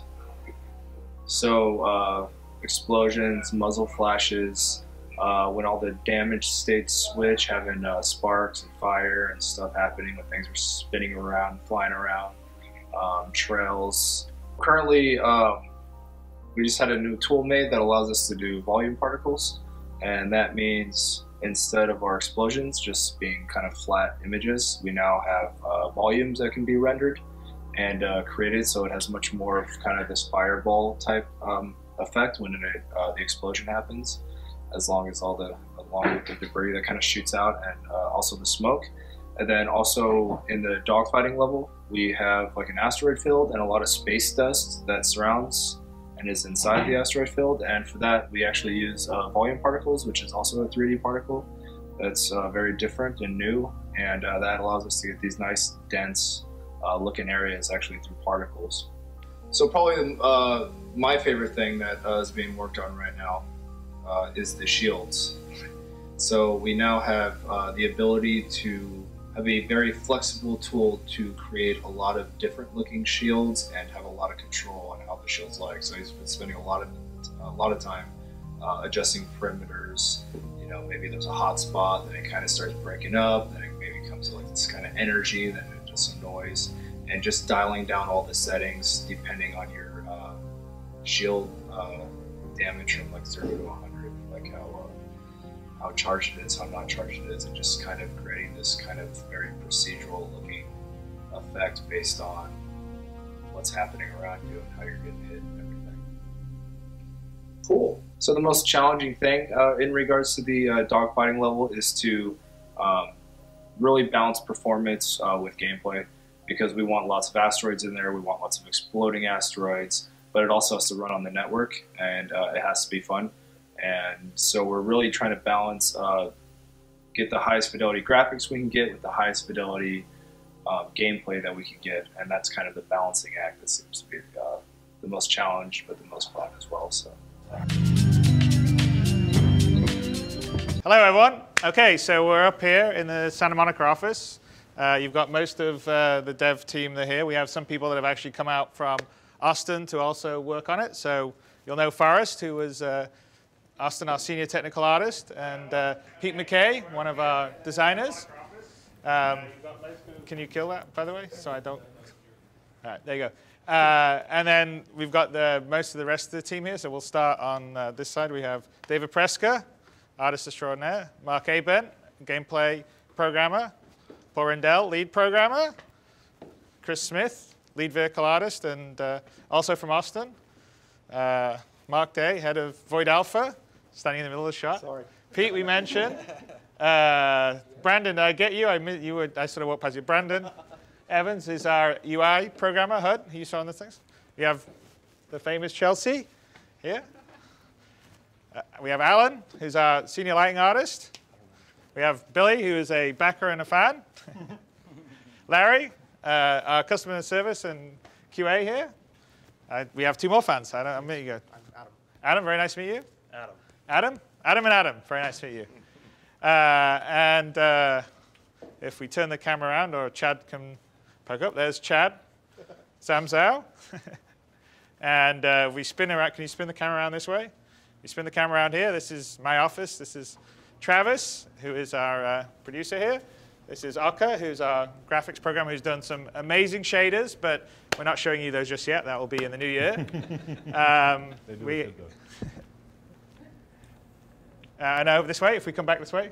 This is John Pritchett here, who is joining us. He's doing our physics and flight model stuff. So we've got some really great stuff there that, again, you'll see in the new year. You all know Dave Haddock, and the famous Sandy is behind my 4K monitors there. All right, let's turn around. So we have multiplayer dogfighting. We've been playing it for the last week up here. It's actually, even though it's very early, we're still modeling a bunch of stuff on the fight model, trying a bunch of different stuff.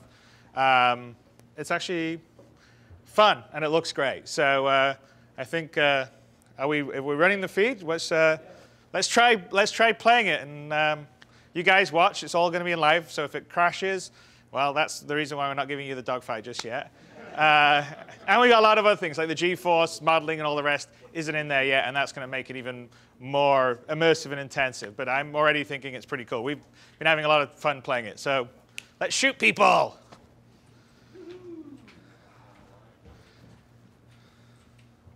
right, I want to see some bits blowing off, since I spent all the time working on that. Let's go with some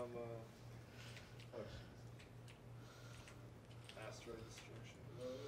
There's someone coming. Who's coming?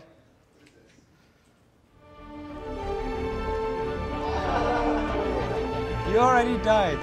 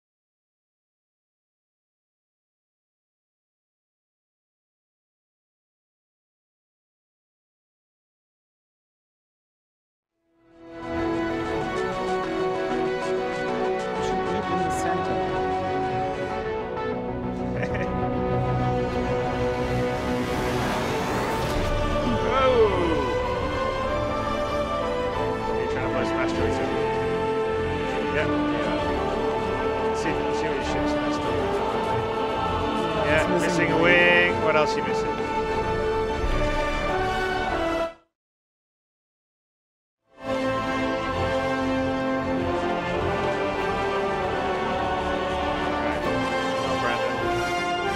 Bam! Yes. We got blown up. Oh! You already blew up. Yeah. Let's try this one. There's my stuff floating. Come Come on. On the respawn. Paul got killed. He's back in. He's respawned.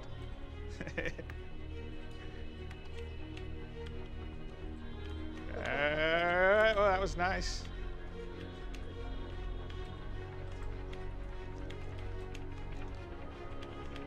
Oh. Oh!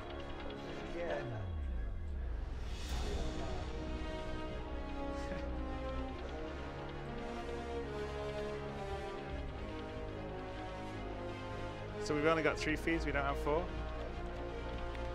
Who's who are we Don't kill missing? spawn.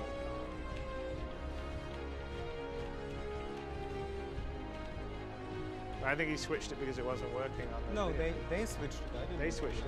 Doesn't that way?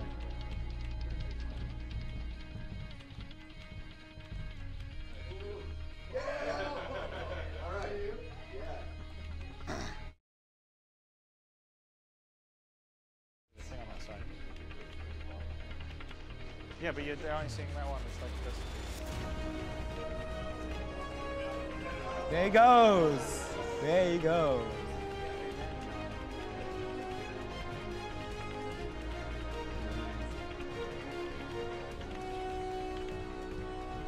There's too much debris going on, definitely.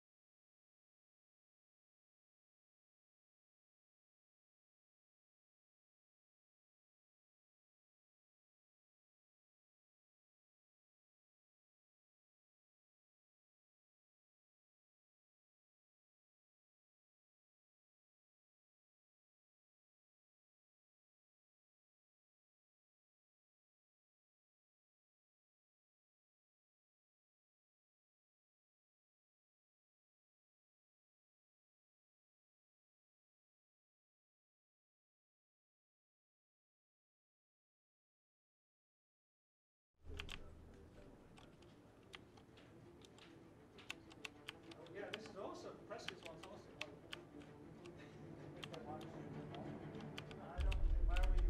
Why are we not seeing this right? Okay, there we go. No! Dang it! Oh.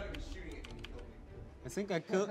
I just blew off your wing. It just passed by me. Just a random wing just. Whoa! That's a nice one, Paul. Good kill. I think that was a double kill. It was totally. Hey man! Did we just crashed into each other? Nice! That's the smoke. All right, yeah, look at that. Oh fuck! Paul Forrest. That was nice, man. All right, couple more kills, and I think we should take some questions from the Yeah, from the the server fans. already starts getting wonky. Yeah, so that's the reason why we're not giving it to you all yet, because we've got a very preliminary version of the multiplayer backend, and it's got a lot of finessing to be done. But anyway, it's pretty good. I want one more kill. One more kill. All right, one more kill for Paul. But I can't lock him. Oh, you almost got. Oh, look at that. No, Yeah, you can't lock him. What's happening? He's a target. He's sitting target. Get him. Get him! Did you get him? I think you got him. All right, that was awesome. Without the fucking. Oh, I lost my wing. I lost You my lost wing. your wing. I think you hit something. Let's destroy some asteroids.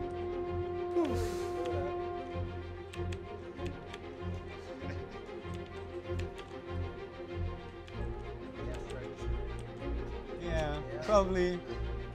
I lost my other wing. All right. Well, that's good. So let's do some questions. All right. Where do we want to read the questions? Where's Mark? Travis? I'm back. Okay, let's do some questions. All right, questions from the You chat. get some questions. We can answer. The group can answer the questions. Meanwhile, Paul's still trying to fly and show off. See, look at that, it's beautiful. In the cockpit. Actually, you've lost your glass, haven't you? I just tried to get some nice Shots. Are you on fraps Nice. right now, or? It'll Okay, take cool. a second for the chat roll to catch up to us and realize we're asking questions.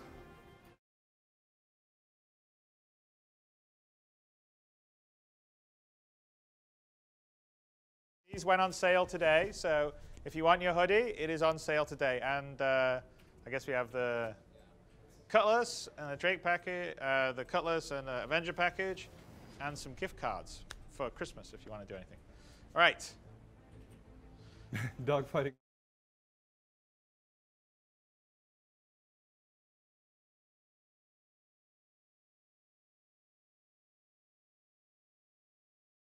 I don't want Pete. What were we loading out with on him? Come in, Pete. What were we loading out on him? There's like. There are 2 laser repeaters. Right. There's 2 laser repeaters, 2 laser cannons, and 2 Gatlings. 2 Gatlings and 2 neutron guns. So that's a pretty heavy-duty loadout. It's a bruiser for sure. Next question.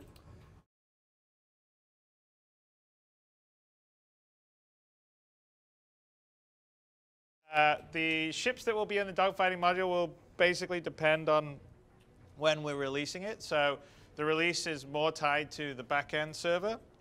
We want to make sure it's going to be stable. We can spin up instances, and we can also spin up in multiple locations, continents. As you could see, the amount of detail on all the ships is huge. So not only so what you have in the hangar is only a subset of what we actually build to fly in the game. So we have to model all these damage and debris states. I think most of the most ships have 5 or 6 or 7 major subsections, which all have multiple parts that can break and multiple debris parts. So that all takes the time. So we have that in process, and we're working on that. I mean, essentially, I think there'll be a good chance for the Aurora, hopefully the 300i, but we'll see when we're going to come out on the dogfight. But we'll just be adding more ships as we go along as they run, because this is pre-alpha, right? So this is not content complete. So once we have them ready, just like in the hangar, once we have the ships ready, you'll be able to use them in the dogfight. Next question. They're having a hard time.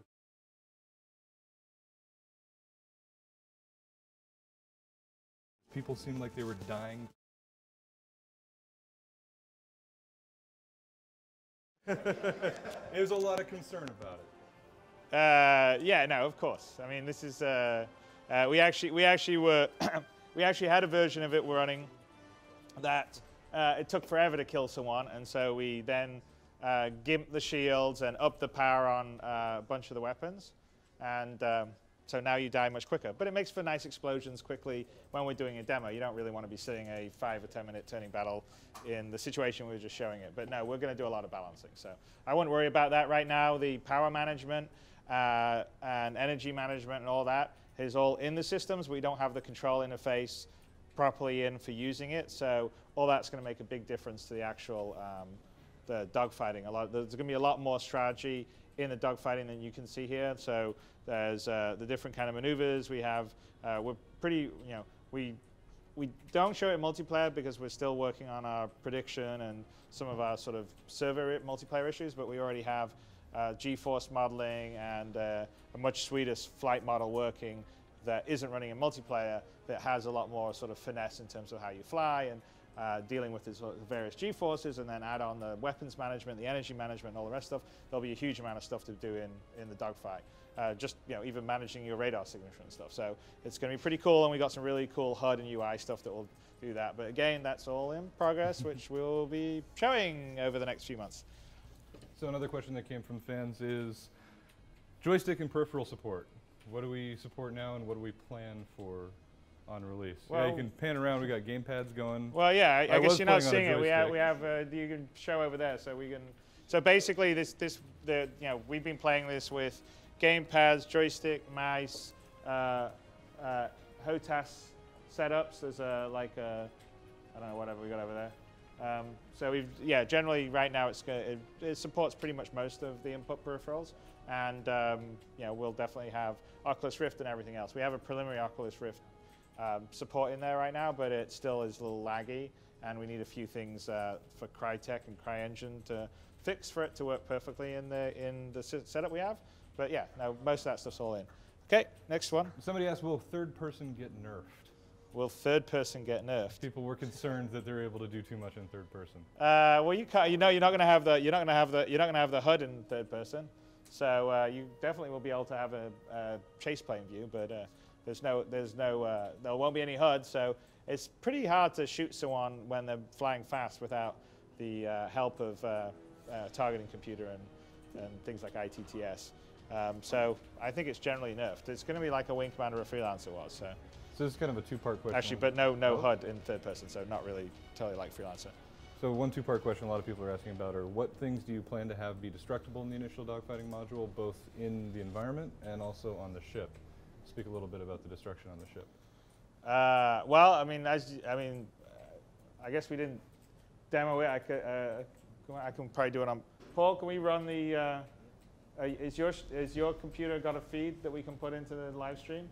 I don't know. We should find out. I don't know. I can show you the destruction, but the destruction. You hook that up, Paul?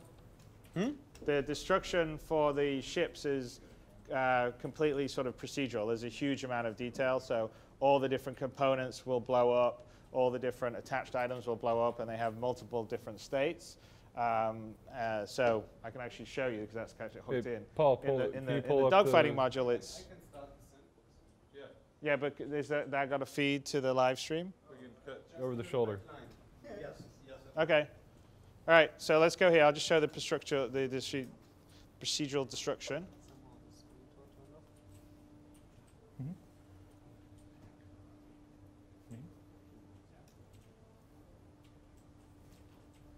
All right.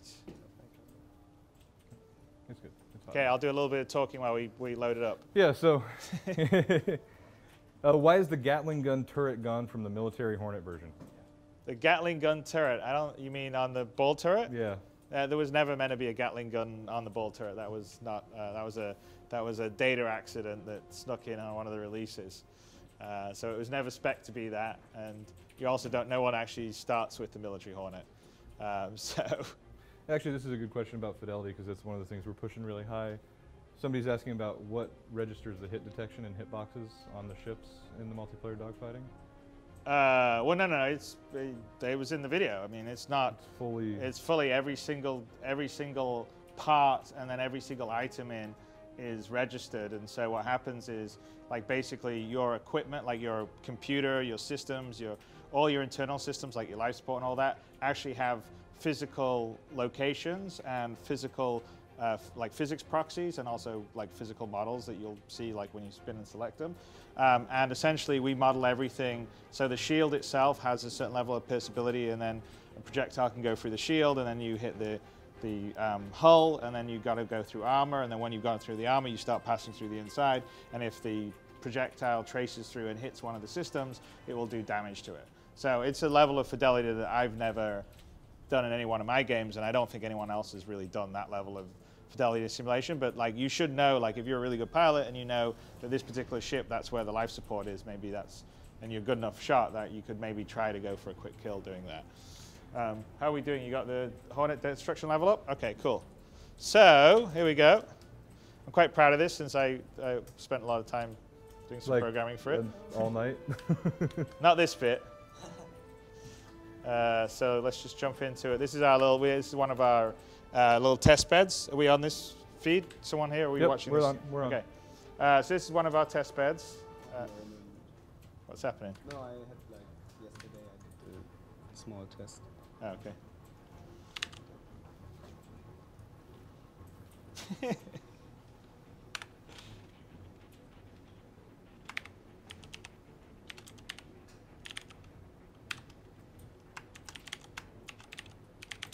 All right, there you go.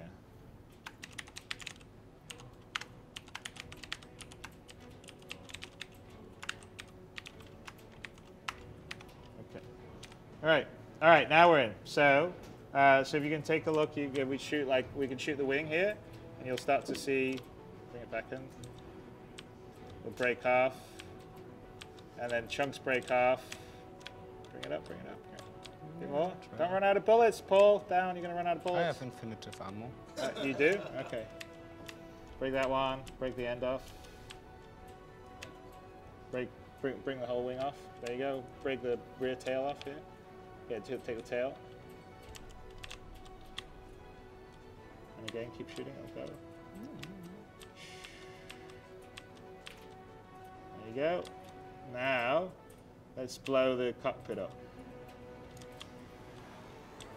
Oh, I think that if you blow the cockpit off, the whole horn goes. There you go. Oh.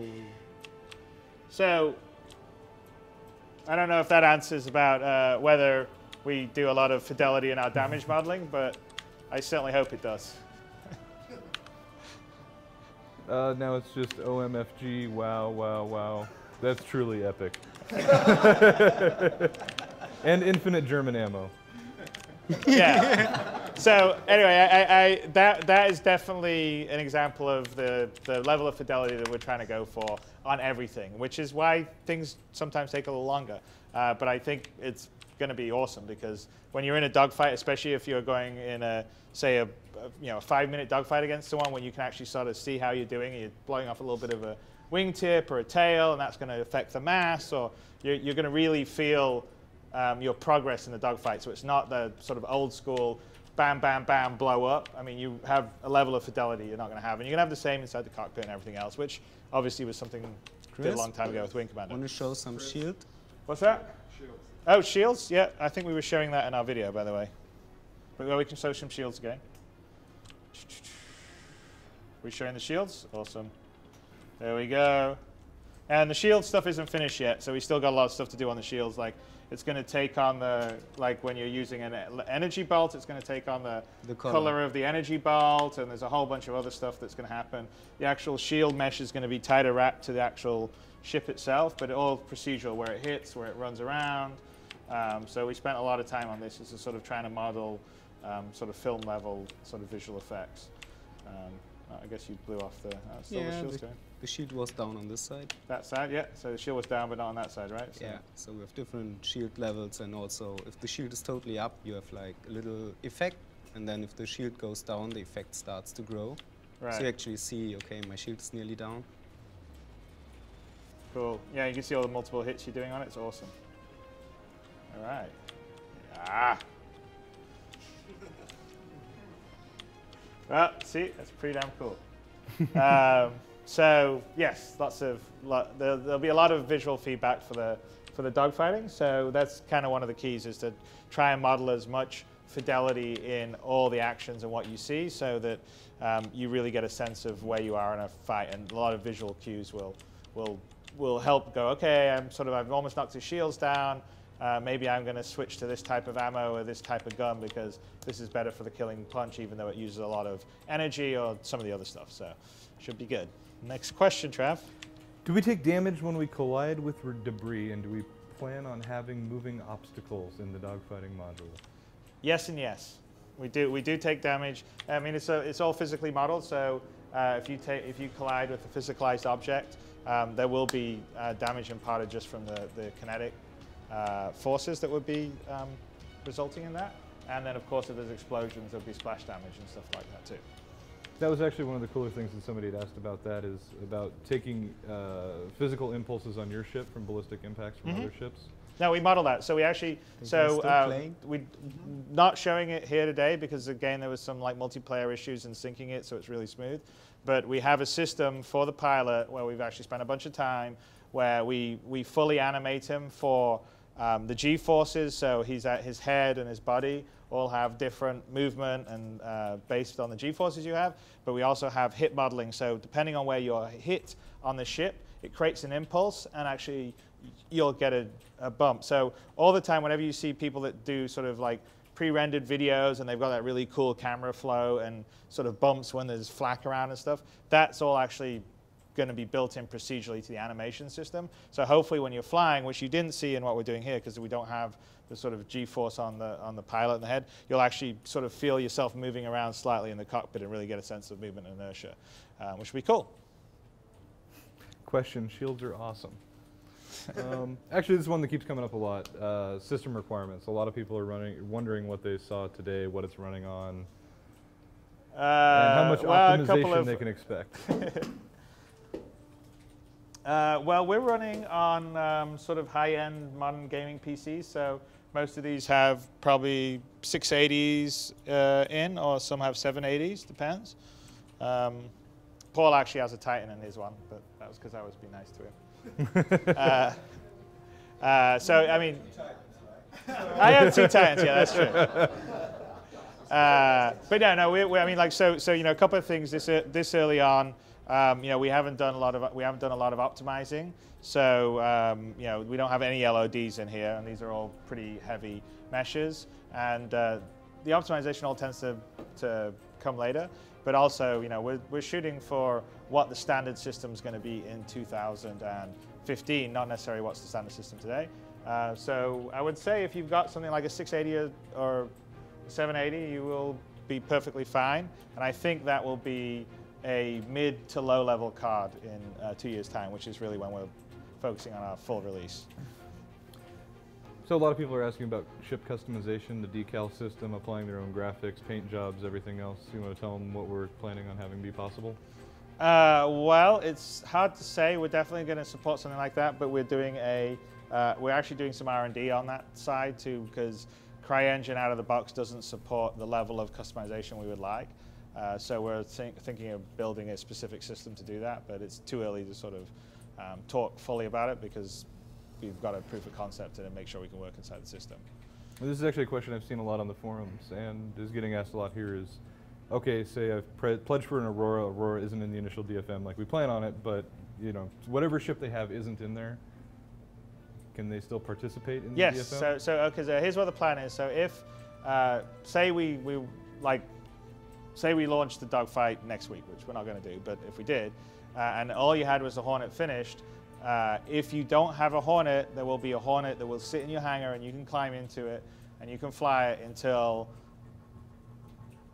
your ship or the ship you have in the hangar would arrive. So we may very well just start with everyone fighting with Hornets against each other, but so everyone will always be able to play. It's just if you don't own a Hornet, you would lose it as soon as the Aurora comes along, or 300i or whatever other ship you would have. But that would just be for the purpose of testing. So I hope that answers people's questions. Yep. Okay, questions? There's the back of my hoodie. Lift the hood.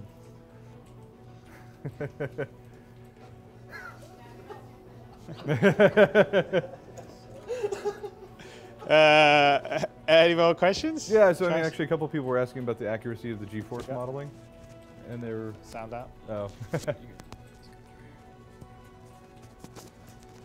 All right, thanks. Accuracy of G-force modeling. Yeah, so they're basically wondering, you know, if you could take more G's in certain directions than others, like the red out, black out situation, or lateral G's versus in out G's. 100%. So we're modeling it and simulating it for that, and that's actually so you know the human body can take more G's in certain directions than the other directions, and so in even today's world, that's why people do maneuvers a certain way. Yeah, the flip and turn. And so we're going to do that. So there'll be, you know, you'll be able to say, for instance, like, you know, turn this way stronger than you would be able to go that way, because one's positive, one's negative G's, and you can't do as much in one direction as the other one. So we're going to model that, and you're actually going to get visual feedback. You'll get the red out and the black out. The intelligent flight control system will keep you within safety limits, but you'll be able to, on some of them, switch it off, so that'll be a modification or an upgrade or something. And that would potentially, in a dogfight, allow you to try and get a little extra edge where you could maybe pull a little tighter turn, but then again, you may risk blacking out. And so those are kind of the trade-offs that we think would actually make the gameplay really interesting.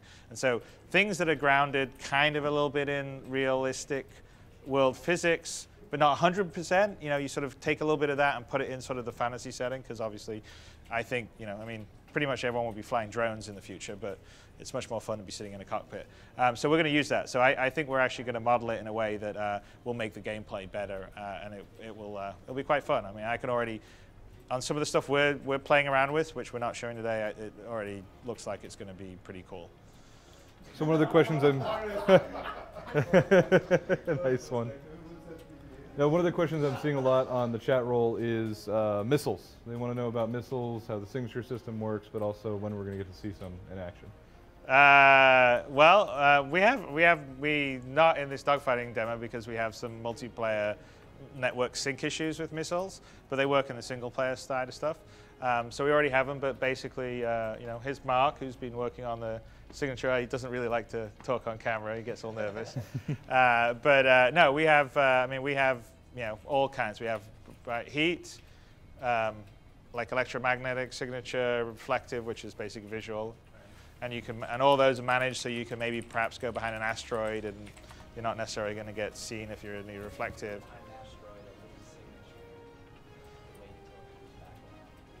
So I don't know if you heard that, but if you go behind the asteroid, you'll lose a signature. You have to wait, comes behind. So the actual system that we've programmed, this whole system, I think Paul talked a little about the ship systems when he was on his video, is really kind of cool. There's all these like 10 or 15 or 20 different systems that can plug in, that do all the different features that you would have on a real ship.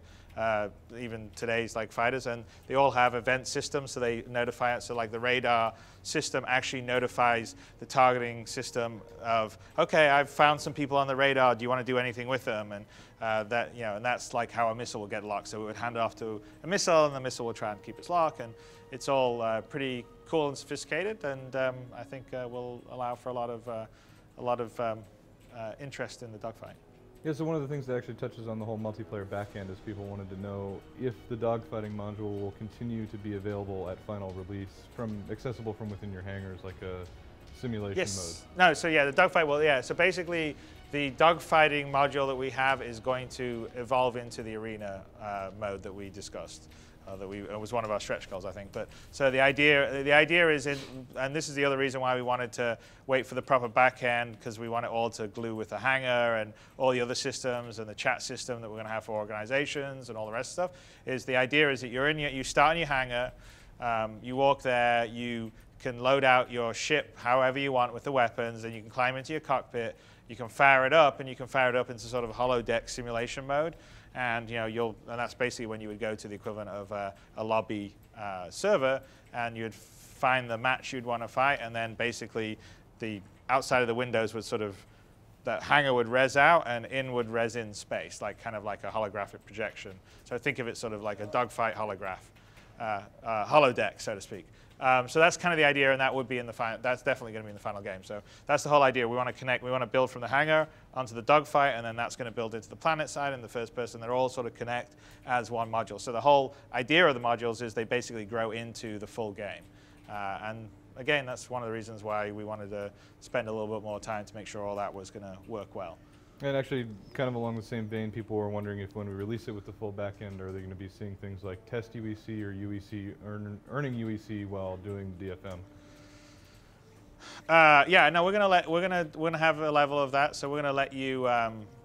We haven't decided whether we're gonna let you sort of just give you test UEC that we'll take back after a time, or we'll give you test weapons or ships to play with for a time that you would have to give back. So we still haven't made a full mind up on it. We're definitely going to let people test, various weapons, etc., etc. So,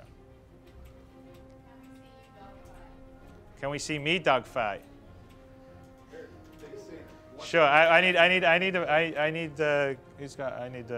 joysticks. He's a gamepad. Don't let them see that. Actually, it sucks because it's the reverse bang. All right, let's go somewhere.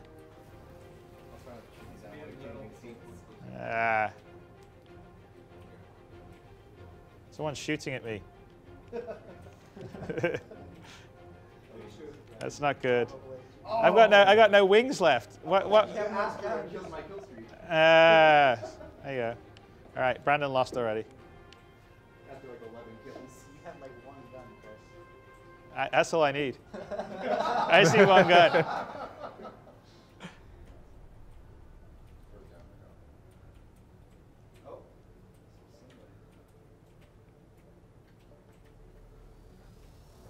Someone on me yet? I don't think I think that's just the. Yeah, it's just debris. I think that's the server stuff. There you are. Okay. All right. What can I do with one gun? Let's see.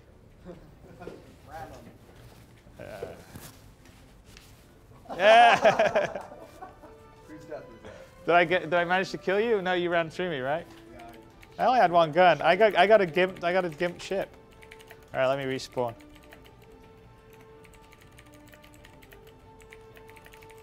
There we go.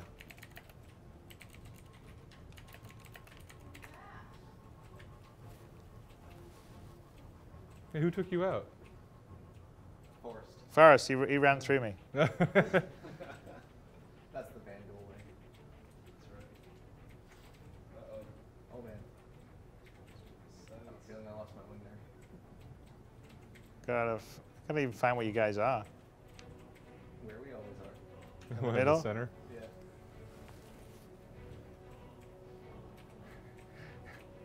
Everybody's commenting on your aggressive use of the third-person view. Well, because the radar view isn't in, so it's kind of hard to see where everyone is without the radar view. Oh! What's that? Did you kill both of us? I think we killed each other. I think you guys rammed in each other. No. I don't even know where you guys are. Well, we're down. They kill each other. Yeah, hit that. Yeah, straight in there. It's doing the server bounding right now. So this is why you're not getting a dogfighting module. Server crash. Yeah. Well, that was a long time. That's what happens.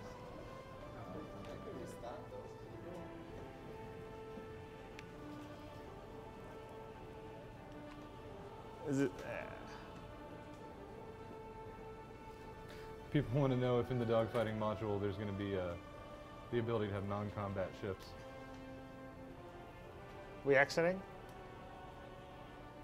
Yeah. What's that? Oh, did the server go down? Yeah. Oh. Everyone killed? Yeah, got killed. What were they saying? What was the question they were asking? They want to know if they're going to have ships like the Freelancer and the Banu Merchantman so they can train to flee from attackers. No, everything will get in there eventually. Don't worry about it. Plus, there's going to be the funnest bit is when we start to get the multi-person ships in there, and you can. Yeah. It'll be different kind of combat then. So there'll be the single-seater combat and the multiplayer. Should I connect again? Okay. Only for me. That's all I need. Damage multiplier only for me. Okay, that's another thing actually people are interested in is just the ability to fly around and cruise like free flight mode in the dogfighting level just by themselves. No Yeah, AI, tell it. no Well, you other can just do it players. right now. Someone may shoot at you, but you're perfectly happy to cruise. No, they mean as consumers, as players. And when they get the dogfighting module where there be a free flight mode that they can just and just kind of fly around. Well, no, there'll be AI in for the single player. It's just we want the multiplayer because that's the key thing for us. But no, there'll be the ability to fight single player ships in practice. Absolutely. Cool. We already kind of have. I mean, Chad's doing AI programming here, and he's already got them flying around and doing this stuff. All right. Okay. Let me find someone. Everyone's going to go to the center.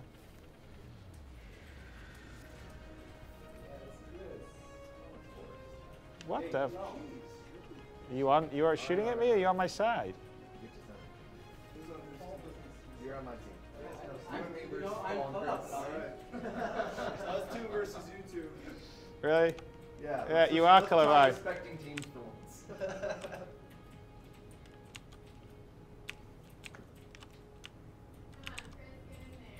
Oh, I'm going.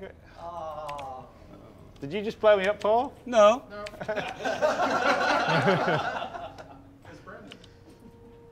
No, I think it was Paul. He was shooting at me. No, I saw Forrest like back on your tail the whole don't time. think so. I'll avenge you, Chris. That's bullshit. No, I think you ran into that asteroid right there. There was no asteroid in front of me. I blew up. It was the team member behind me shooting at me. No.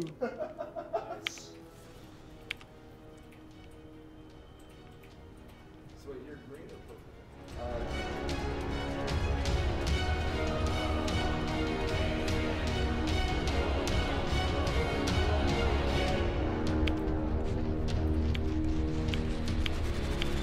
I started with a burning gun.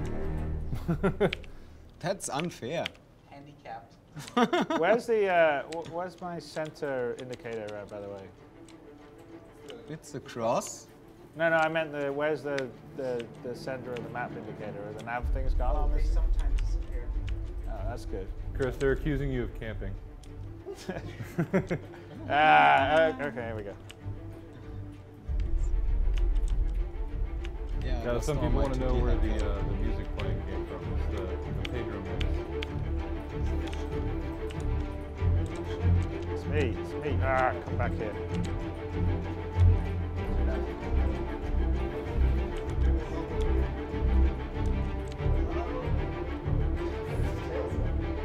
Damn it. Hey, I got 2 people. Where are you? I got 2 people on me. Hey, I got. Come on, I almost got him. Damn it. I know my wingman, he's doing a maverick. He's doing a maverick. He's off glory hunting. I'm shooting at the red one. Yes, I took you out. Revenge.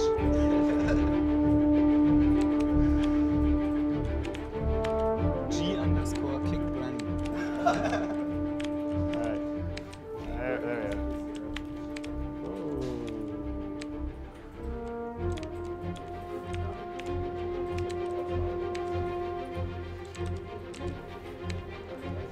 Oh, hey, that's pretty good. I managed to hit you without actually. I mean, that's just deathmatch what we're playing here, right? Oh, that was you. Sorry, Paul. Yeah. What the bullshit is that? Oh. You can shoot back. I can take it. Nice! I have it on my screen. 2 explosions. Did I get you? We got right in the asteroid hell too. So, all right. I think we should. Yeah. All right. I'm sure we're boring everyone now. Okay, so I think there's probably time for us to bid you a merry farewell and a happy holidays. And anyway, thank you for having a look at the very early stuff on the dogfight. Hopefully you like what you have seen. I think it's going to be pretty cool. We've got a lot more stuff that's going to come in, and we'll be showing you that over the coming months. And we'll announce sometime in the new year kind of when our plan and date to actually give the full dogfighting module is, and that's mostly going to be based on when we think the back-end technology is ready to go. So we just need to do a little more R&D on that. But yeah, I think it's pretty cool, and it's going to be fun. I think you guys will like it. So I guess goodbye, and everyone here, do you want to say thank you to everyone? Thank you for supporting. Thank you for helping us make this great game. Happy holidays.